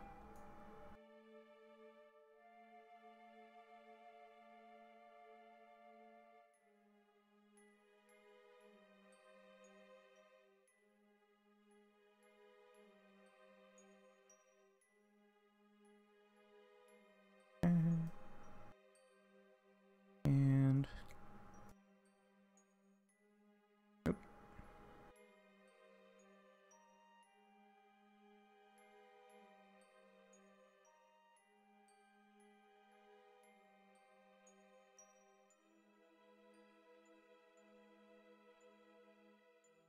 Close enough. This is just to correct. How inclined am I? 0.1. That's not bad.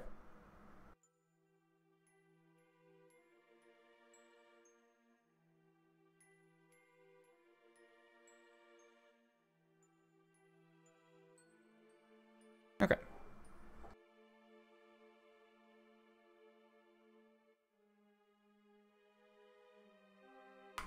Quick save and we'll go to that node.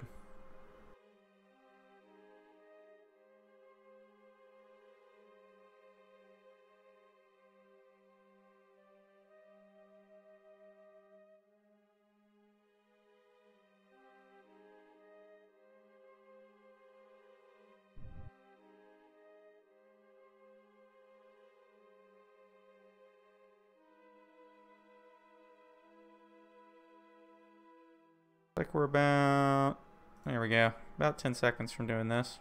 I'm going to start it just a hair early.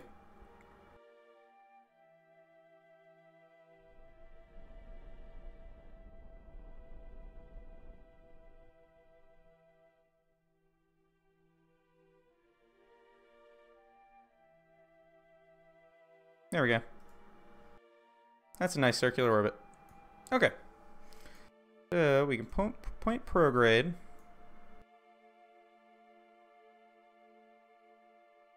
We're going to ditch this stage because we no longer need it.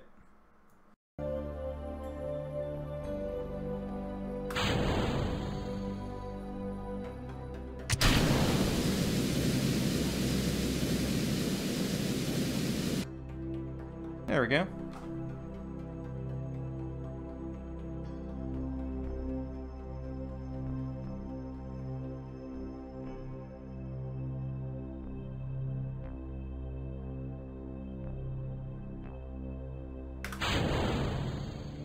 Alright. So, how's our battery looking? Looks pretty good. Let's take a look at the moon, see what we need to do to get to it.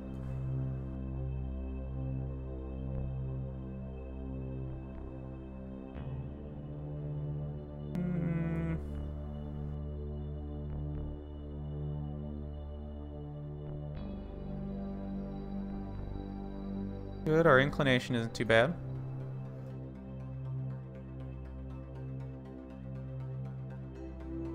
See what kind of maneuver we can plot.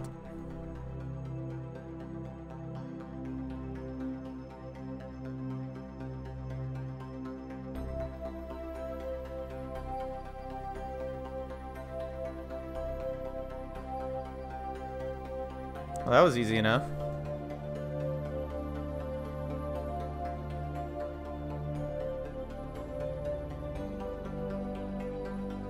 I think I just found like the magic sweet spot.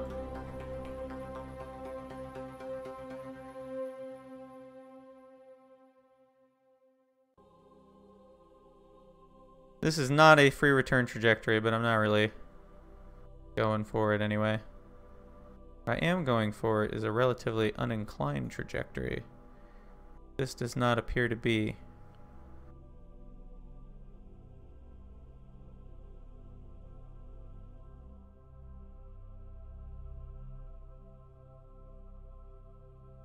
There we go.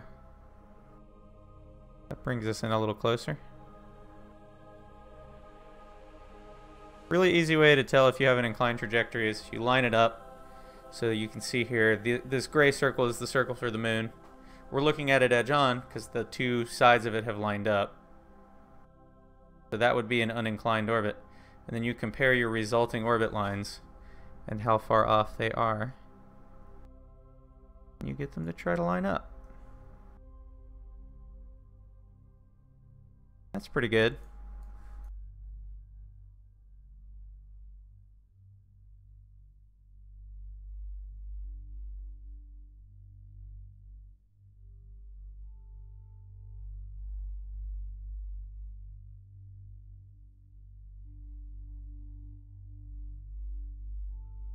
That's workable. We would need a correction somewhere mid-course, but it'd be good. So let's see.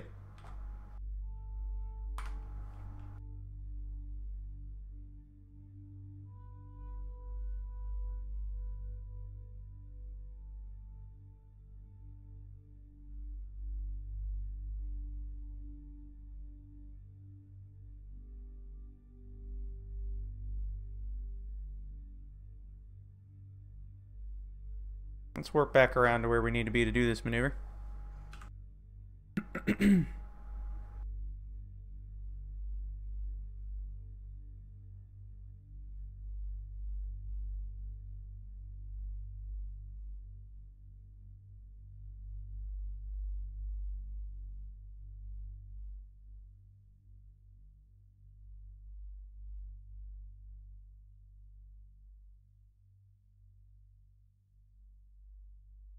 Okay, so we're getting pretty close there. Go ahead and line up on the maneuver node.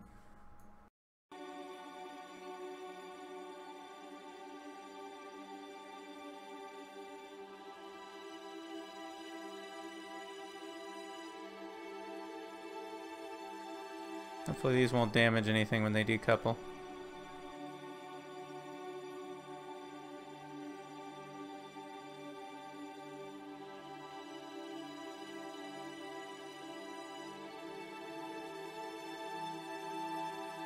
We're about 3 minutes out from this maneuver.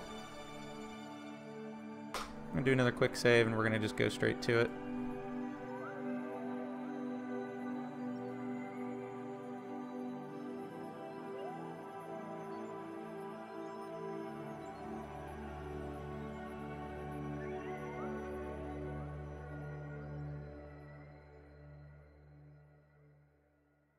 Okay, we're about 50 seconds away from the maneuver.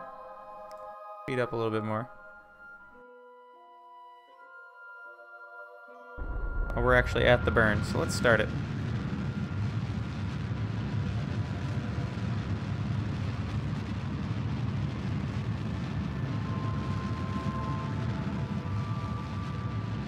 There is the moon out there.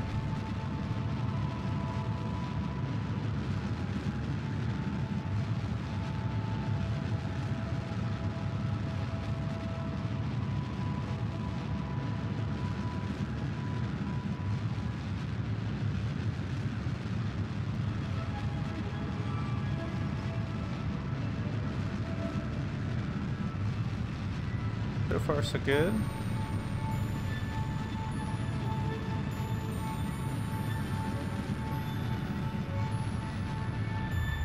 Throttle down.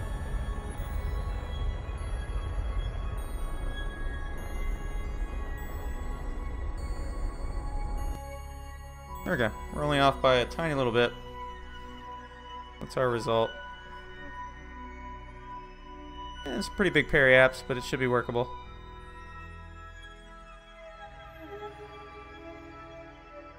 We'll do an adjustment mid-course. Meanwhile,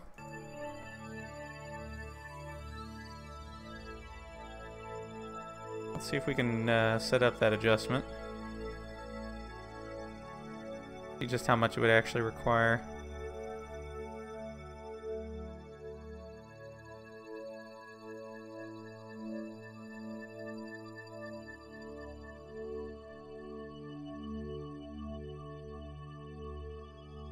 Not going to take much. I think we're going to do that mid-course with RCS.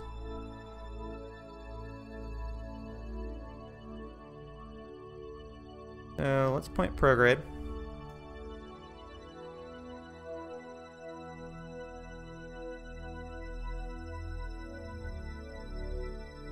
And let's quick save and see if we can decouple this without causing extreme chaos. Hey, we can. Sweet. Alright. Let's warp to... right about here, maybe? I want to get to kind of where it's flattening out trajectory-wise.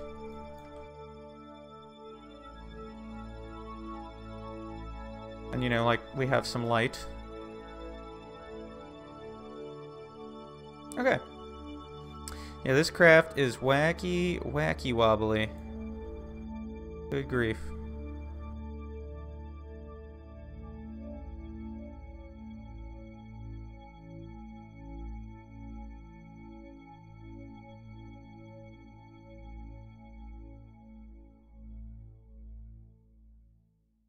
That might help.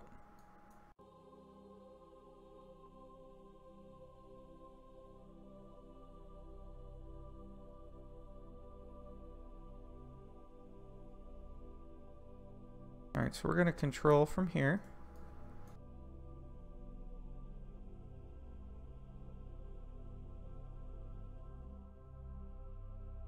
I'm going to put it into stability assist, give it a little poof. Giving it a time warp poof will actually stabilize the whole vehicle. Just a bit. Let's go ahead and decouple. See how we do.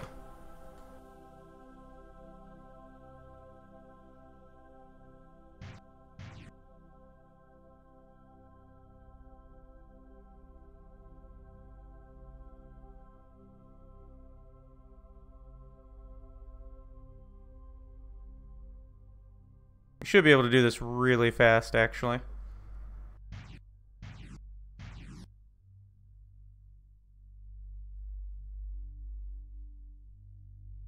There we go. Again, the way I designed that, the RCS thrusters only do translation, and the vehicle's SAS, its reaction wheels, handle all of the rotation.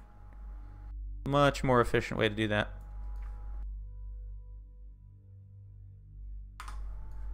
So we've got the landing vehicle, now we need to decouple this node.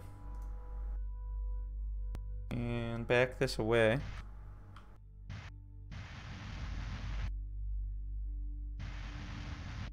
There we go.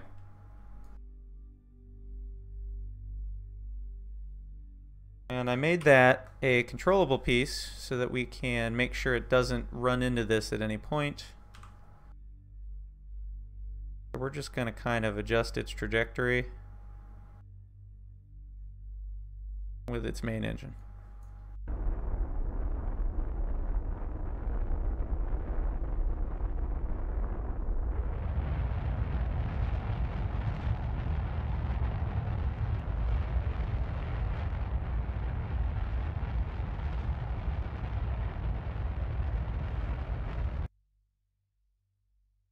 And that's actually going to come back and impact the planet, so that's kind of cool.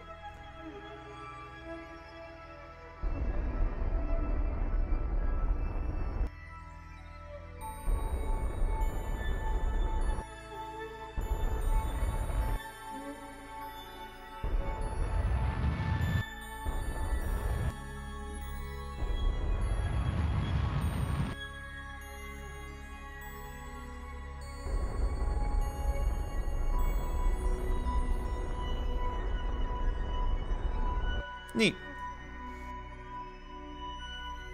So there is absolutely zero chance of this thing ever getting anywhere near that ever again.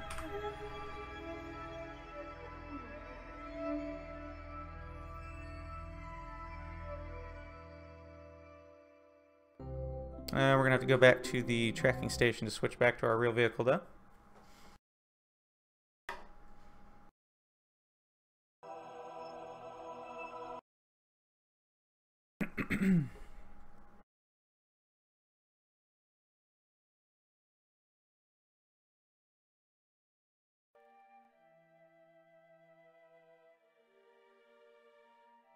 Somehow one of our photovoltaic panels here broke. Kind of weird, but these things happen. We shouldn't need it.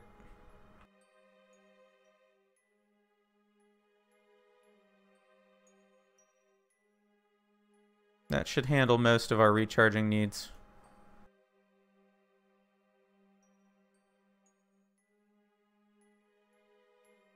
See if we can get this to strut down a little more effectively.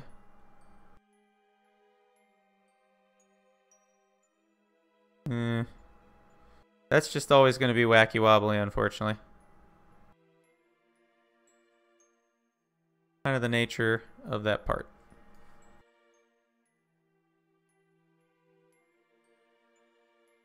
So we need to plot a correction burn for the moon, as our moon periaps is way too high. So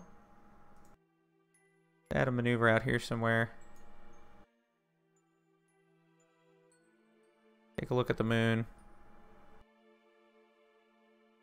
Do a little adjustment. I mean a really little adjustment.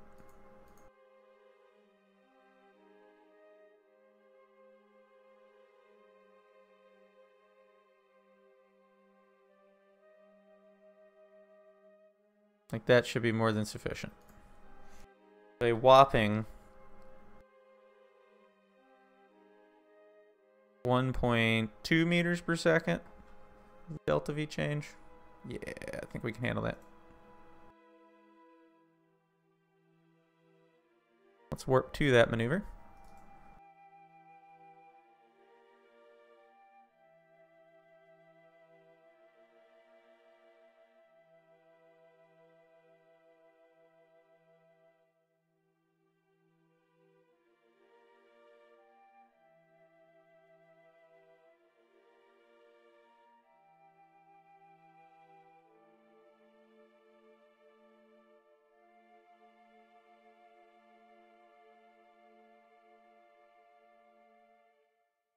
About 2 minutes out in real time, but we're speeding up to it.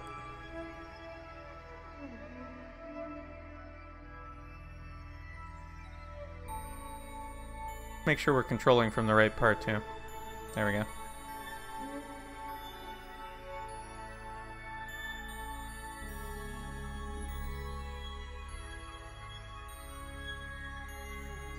Okay, we're about 20 seconds out from where we want to actually start it. And we're again just going to do this with RCS.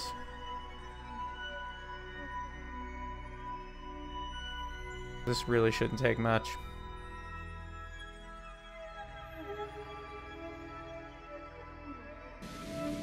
Yeah, I don't think that would. There we go.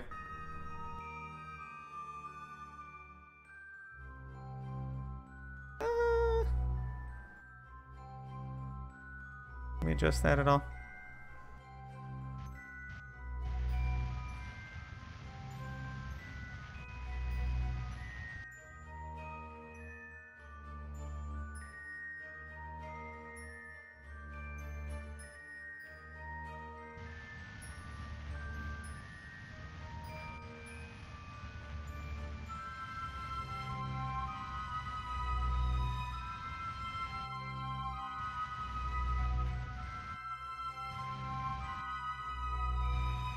Doesn't look like we're going to get any better than that. That should work though. 16 kilometers isn't bad.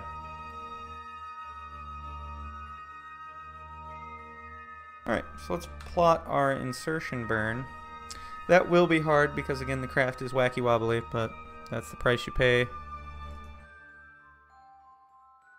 when you're doing a Skycrane.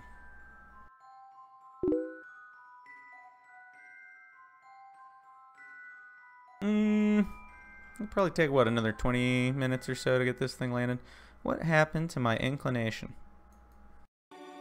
Oh well, inclined orbits aren't terrible.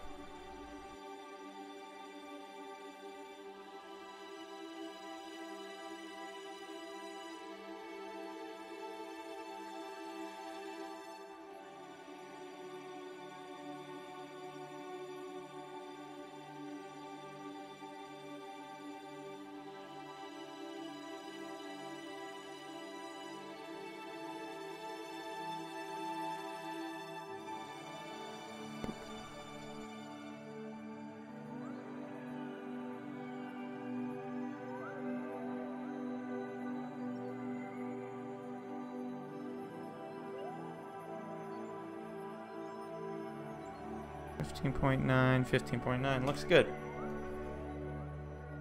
Let's line up.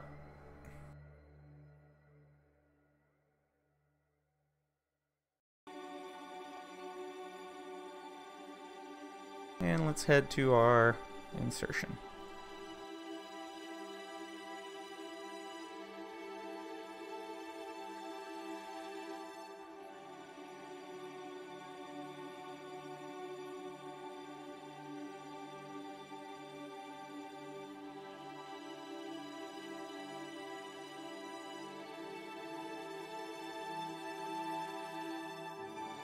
Should be seeing the moon coming up somewhere around here.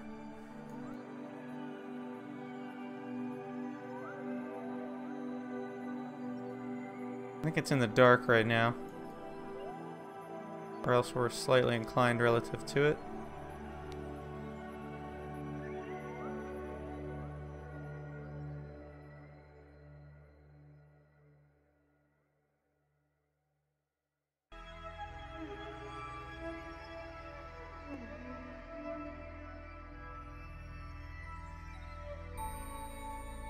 There's the moon.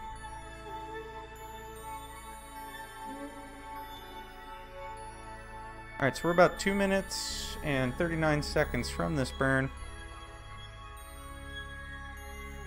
Should be pretty textbook. I'm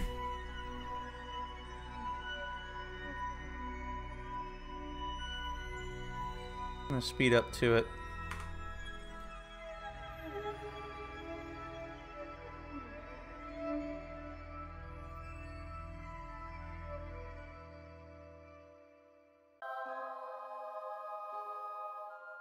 Looks like this will be a pretty short burst.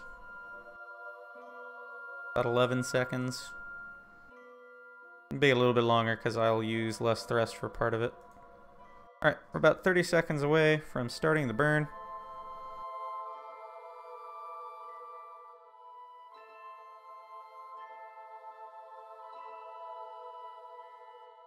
$15. 10 seconds. I'm going to start it at maybe about 4 seconds to the burn. To give me some leeway. It'd probably help if I fired the right engines. That would probably help. This is why we use quick saves. Always double check your staging. How'd that get screwed up? You have to wonder sometimes.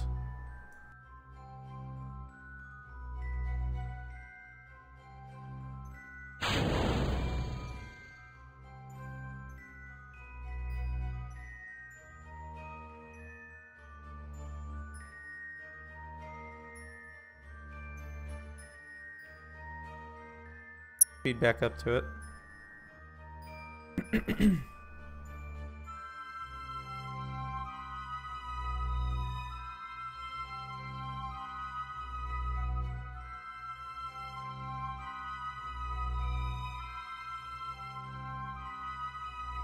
Okay, this should be the right engine this time.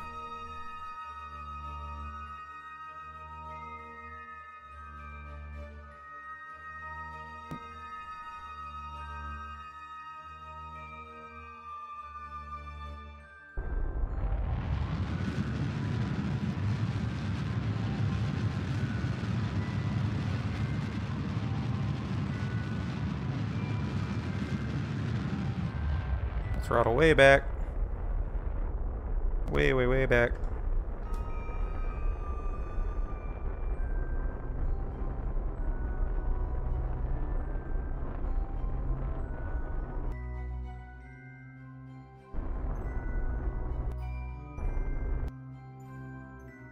Close enough. Alright, we're in lunar orbit. Now we need to look for good spots to land.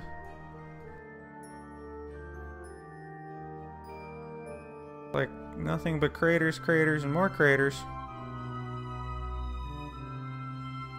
Impossible promising spots over here. Oh yeah, we'll see. Maybe we'll land in the giant crater. Haven't done that in a while. Or like somewhere right around here.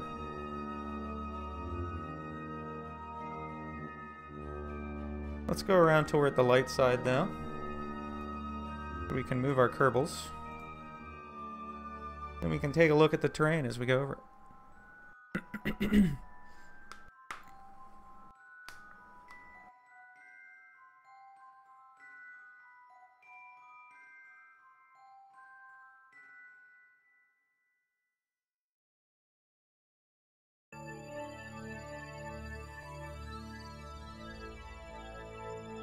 There we go.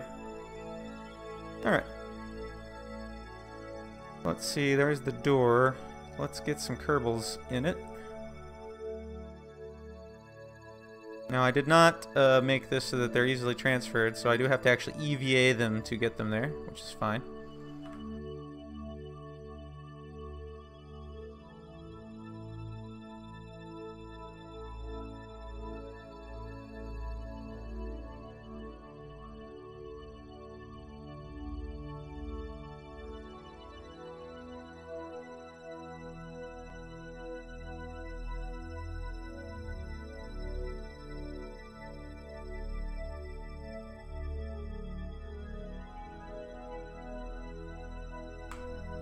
There we go.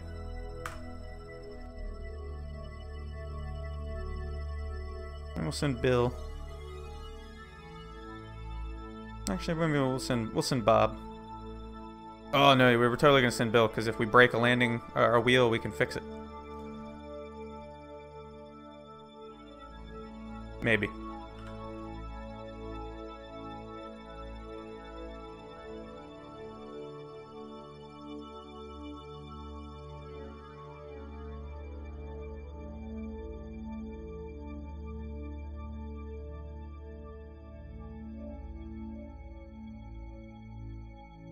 Alright, so they should both be in there now. It's a distinct possibility.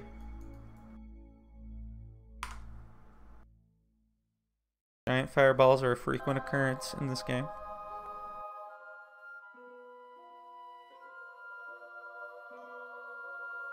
Actually, you know what? Yeah, we're gonna extend those.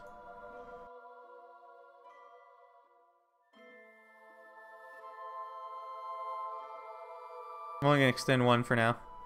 I wanna wait, just in case we need the extra one. Alright, so quick save. Let's see, what are we flying over? We're gonna need to go around one pass and do an adjustment to end up wherever we want to be. Let's make a named quick save.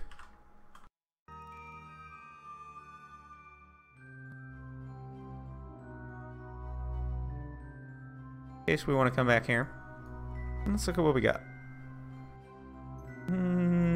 Want something somewhere interesting to stick a rover.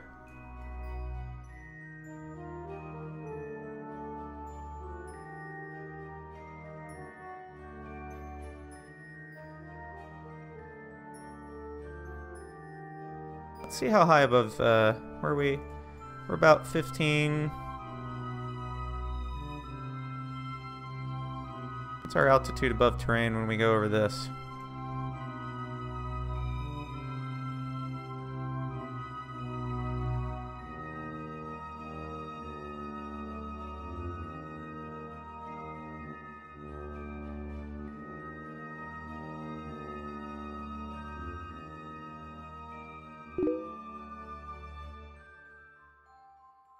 Thank you. Let's say we land in here somewhere. Maybe like kind of in here. We'll just have to figure out the targeting for that. Looks like there's not a huge difference in elevation actually between that and the rest of it, so. Yeah, there really isn't. So let's say we're gonna plot our descent initiation burn right about there.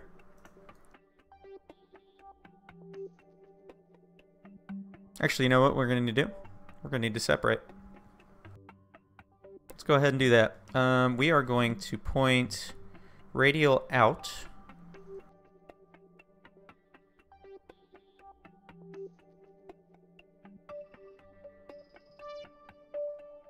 And we're going to give it a little poof of time warp.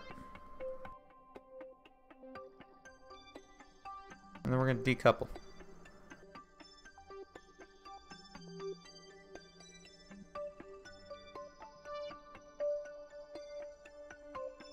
Okay.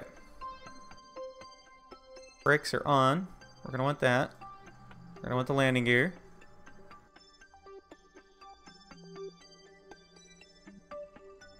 Extend our other solar panel. And we want to control from here.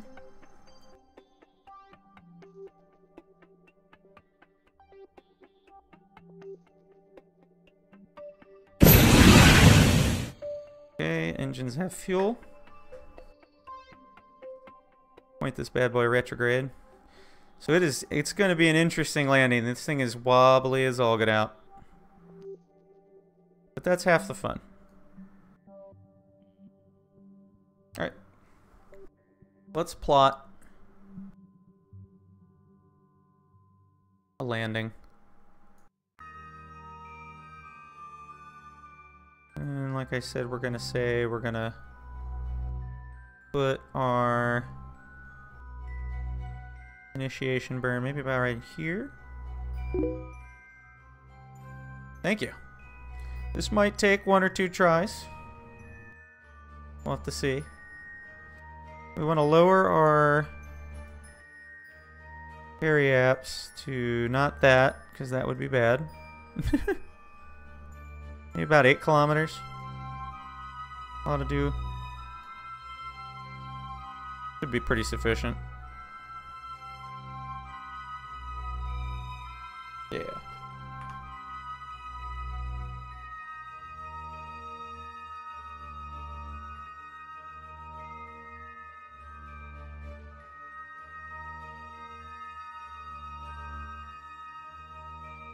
Okay.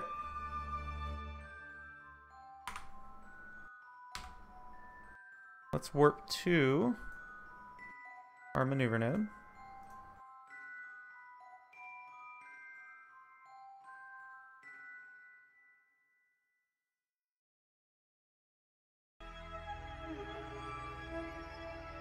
How are my batteries doing? Just so. Okay. We're about 2 minutes out from it.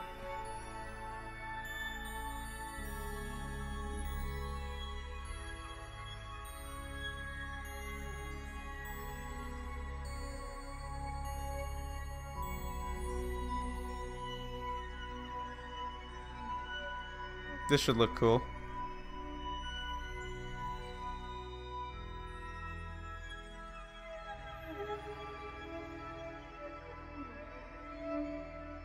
About 55 seconds from doing this maneuver, it's going to be ultra short, so we're actually going to probably do it 2 or 3 times as long as it should be. Literally a less than a second maneuver.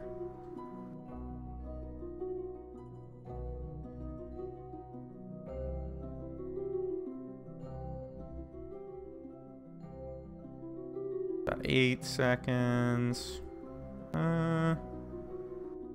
Let's start right about there.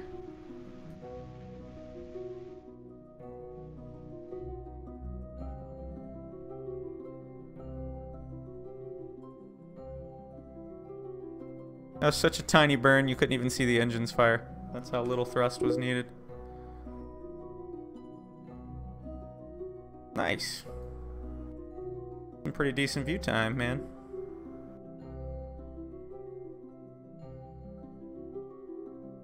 Alright. Yeah, we got about an 8-kilometer periapse.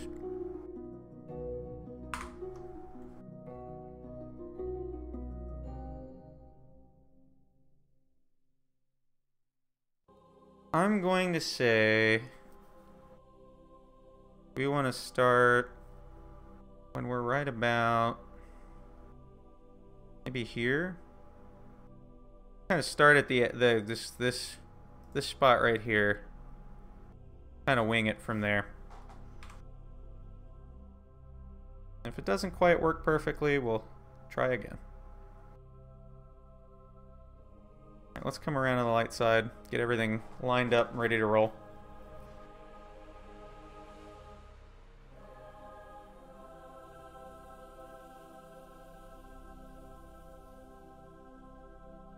Cool.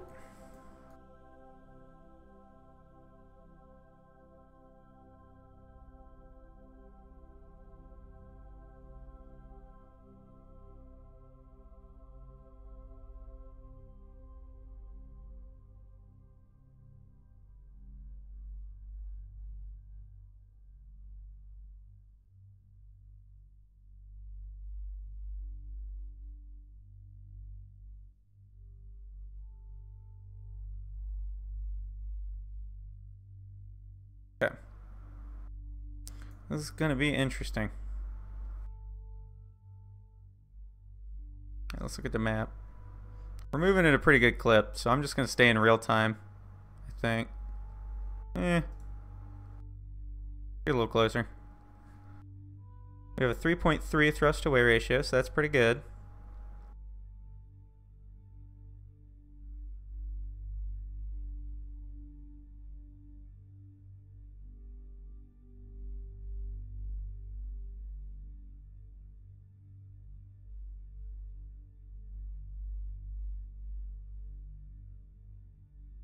We need our surface information.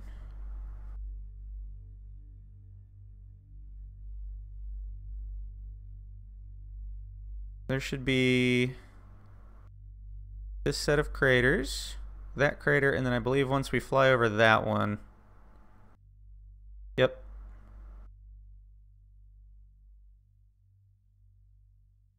And then we'll just wing it from there.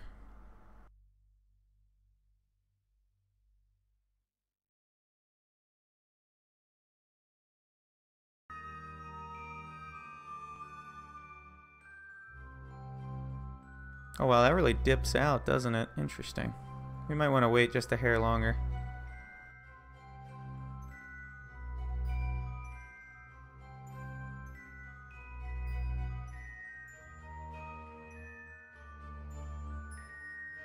Alright.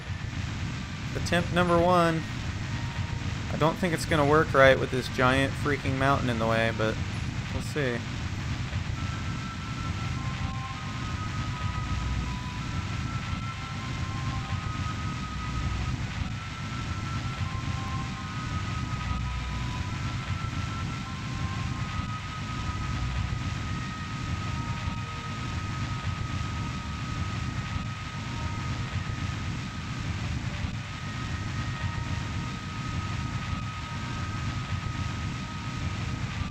I think we should have waited longer.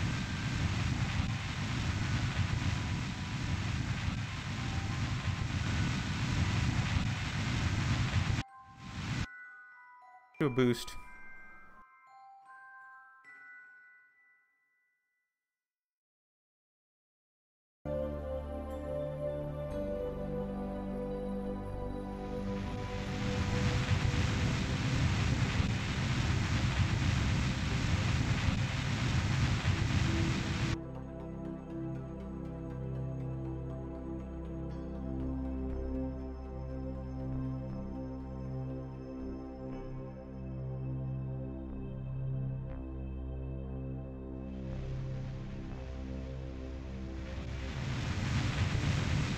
I'd love to actually land on top of this mountain. That would be pretty cool.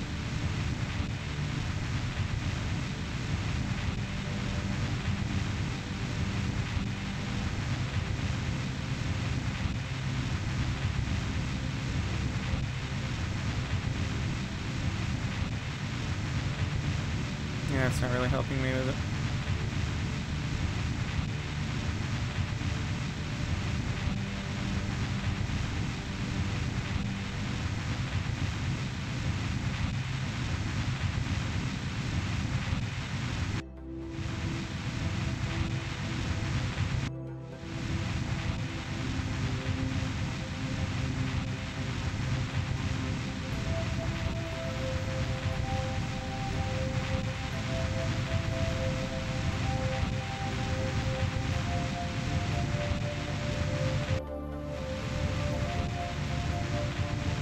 Looking good.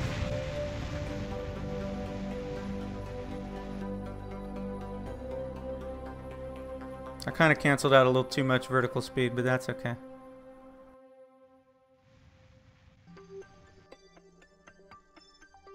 We'll just drift a bit.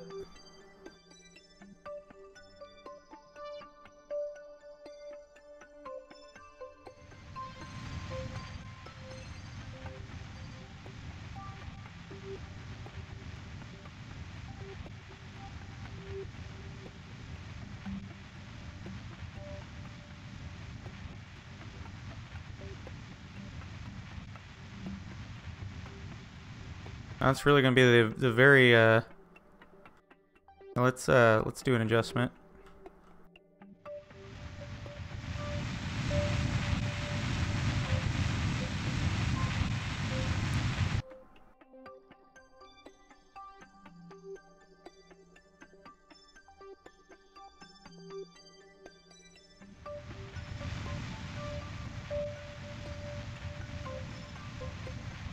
There we go.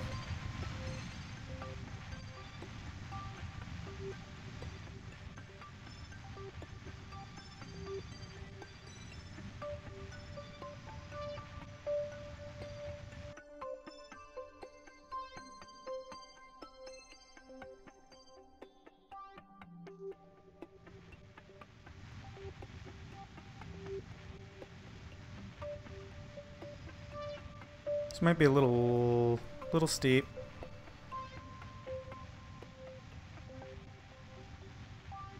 We want 0 horizontal speed if at all possible.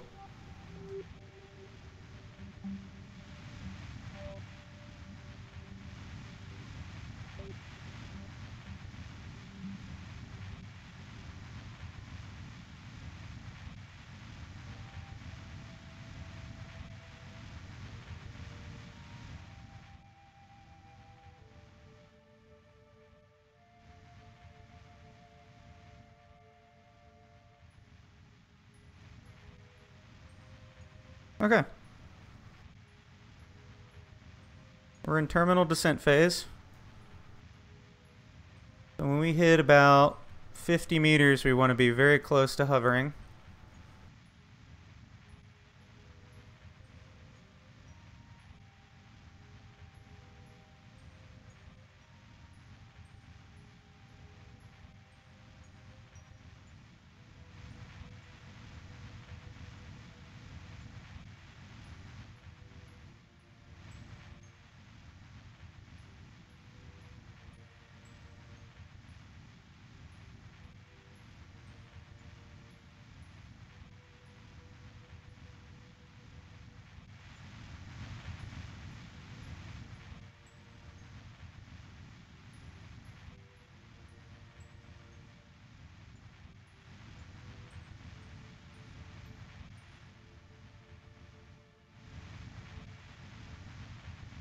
Okay. And lowering.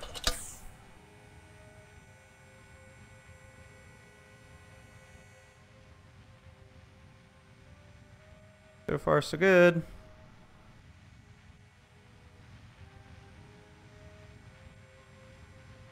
Ground contact. And then we burn away.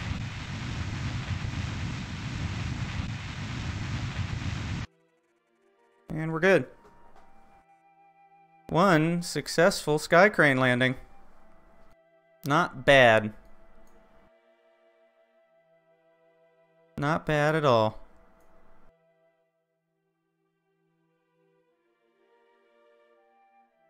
Somehow or other, it's decided we don't have Kerbals. So that's kind of neat. Let's go ahead and reload real quick. I feel like that's a bug.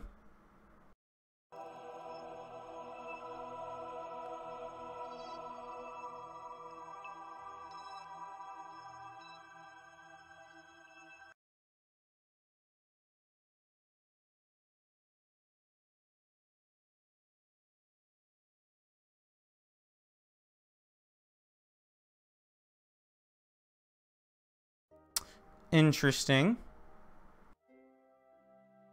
Oh. I'm controlling the discarded plug. There's my Kerbals. Alright.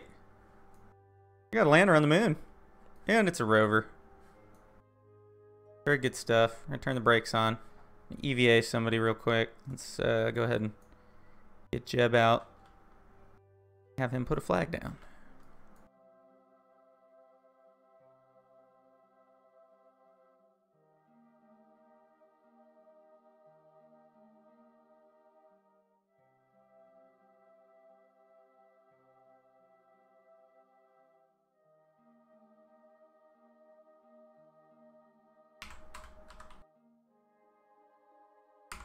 Skycrane. Let's see, where are we? We're on like the lip of this sweet crater.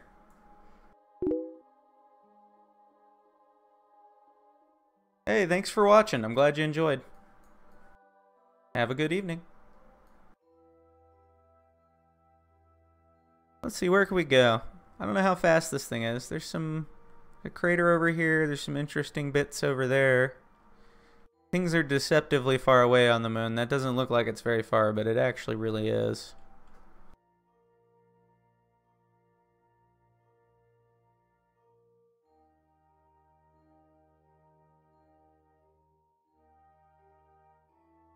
Oops. Getting back in is going to be an interesting little adventure. Gotta like give it a little poof. There we go. Gotta jump up and grab it. Alright. Quick saving. I'm even gonna make a named quick save just in case this all goes horribly wrong. Excuse me.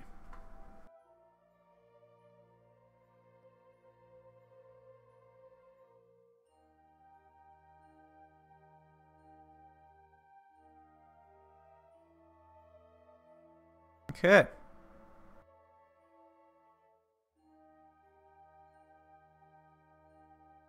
Got a rover.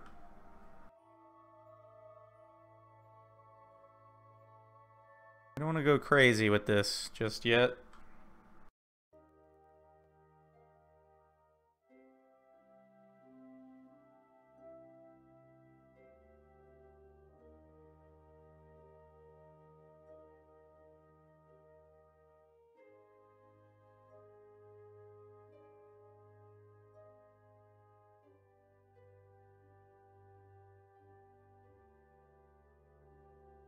Okay, good. It seems to have a decent amount of friction.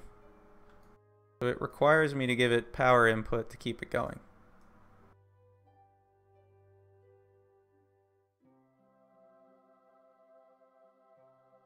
This thing is really cool. I like this thing. I like how that looks.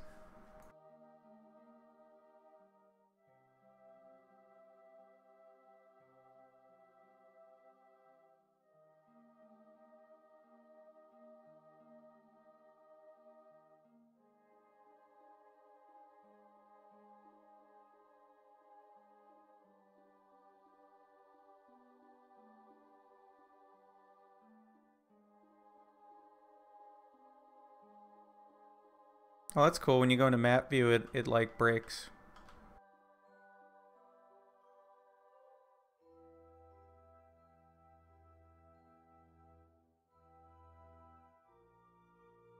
It actually auto applies your brakes. I like that.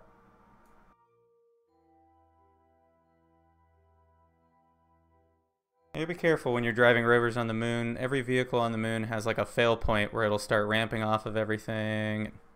You just run into some serious problems if you start going airborne, so you have to be really careful.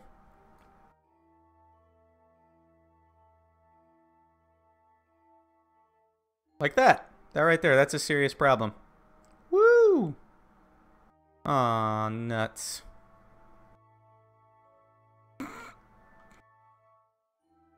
Whoops. See if we can fix that.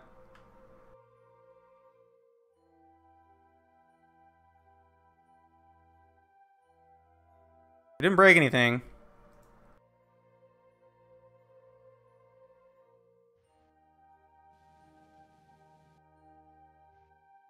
There we go. You just have to be careful with that, because there's not a lot of monopropellant to work with. We need to keep this thing slow.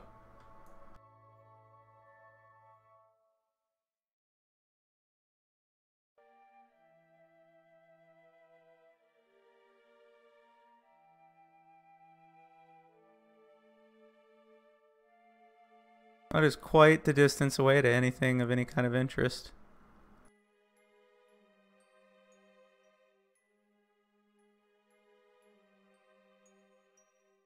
That crater's like right there. That's not too bad.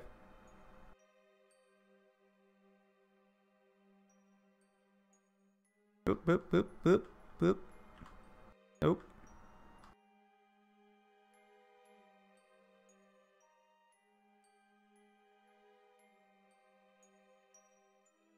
Definitely have to be careful with turns.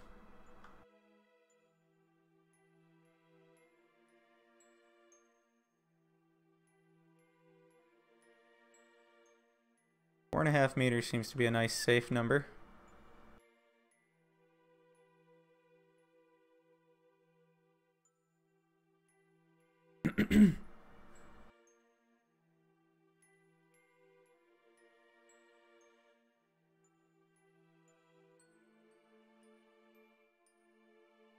We need to slow down here a bit.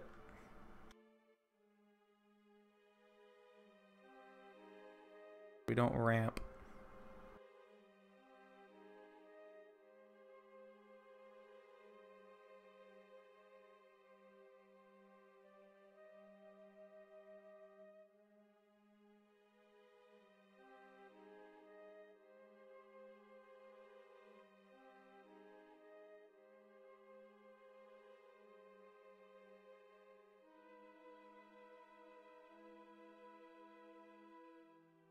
That being said, I think I'm going to go ahead and put the brakes on real quick. We've already gone 853 meters from our landing site. That's not too bad.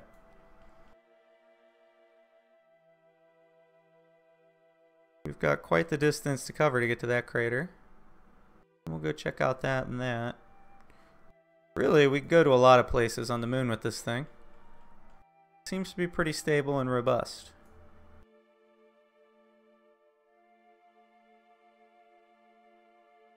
Not a bad vehicle at all.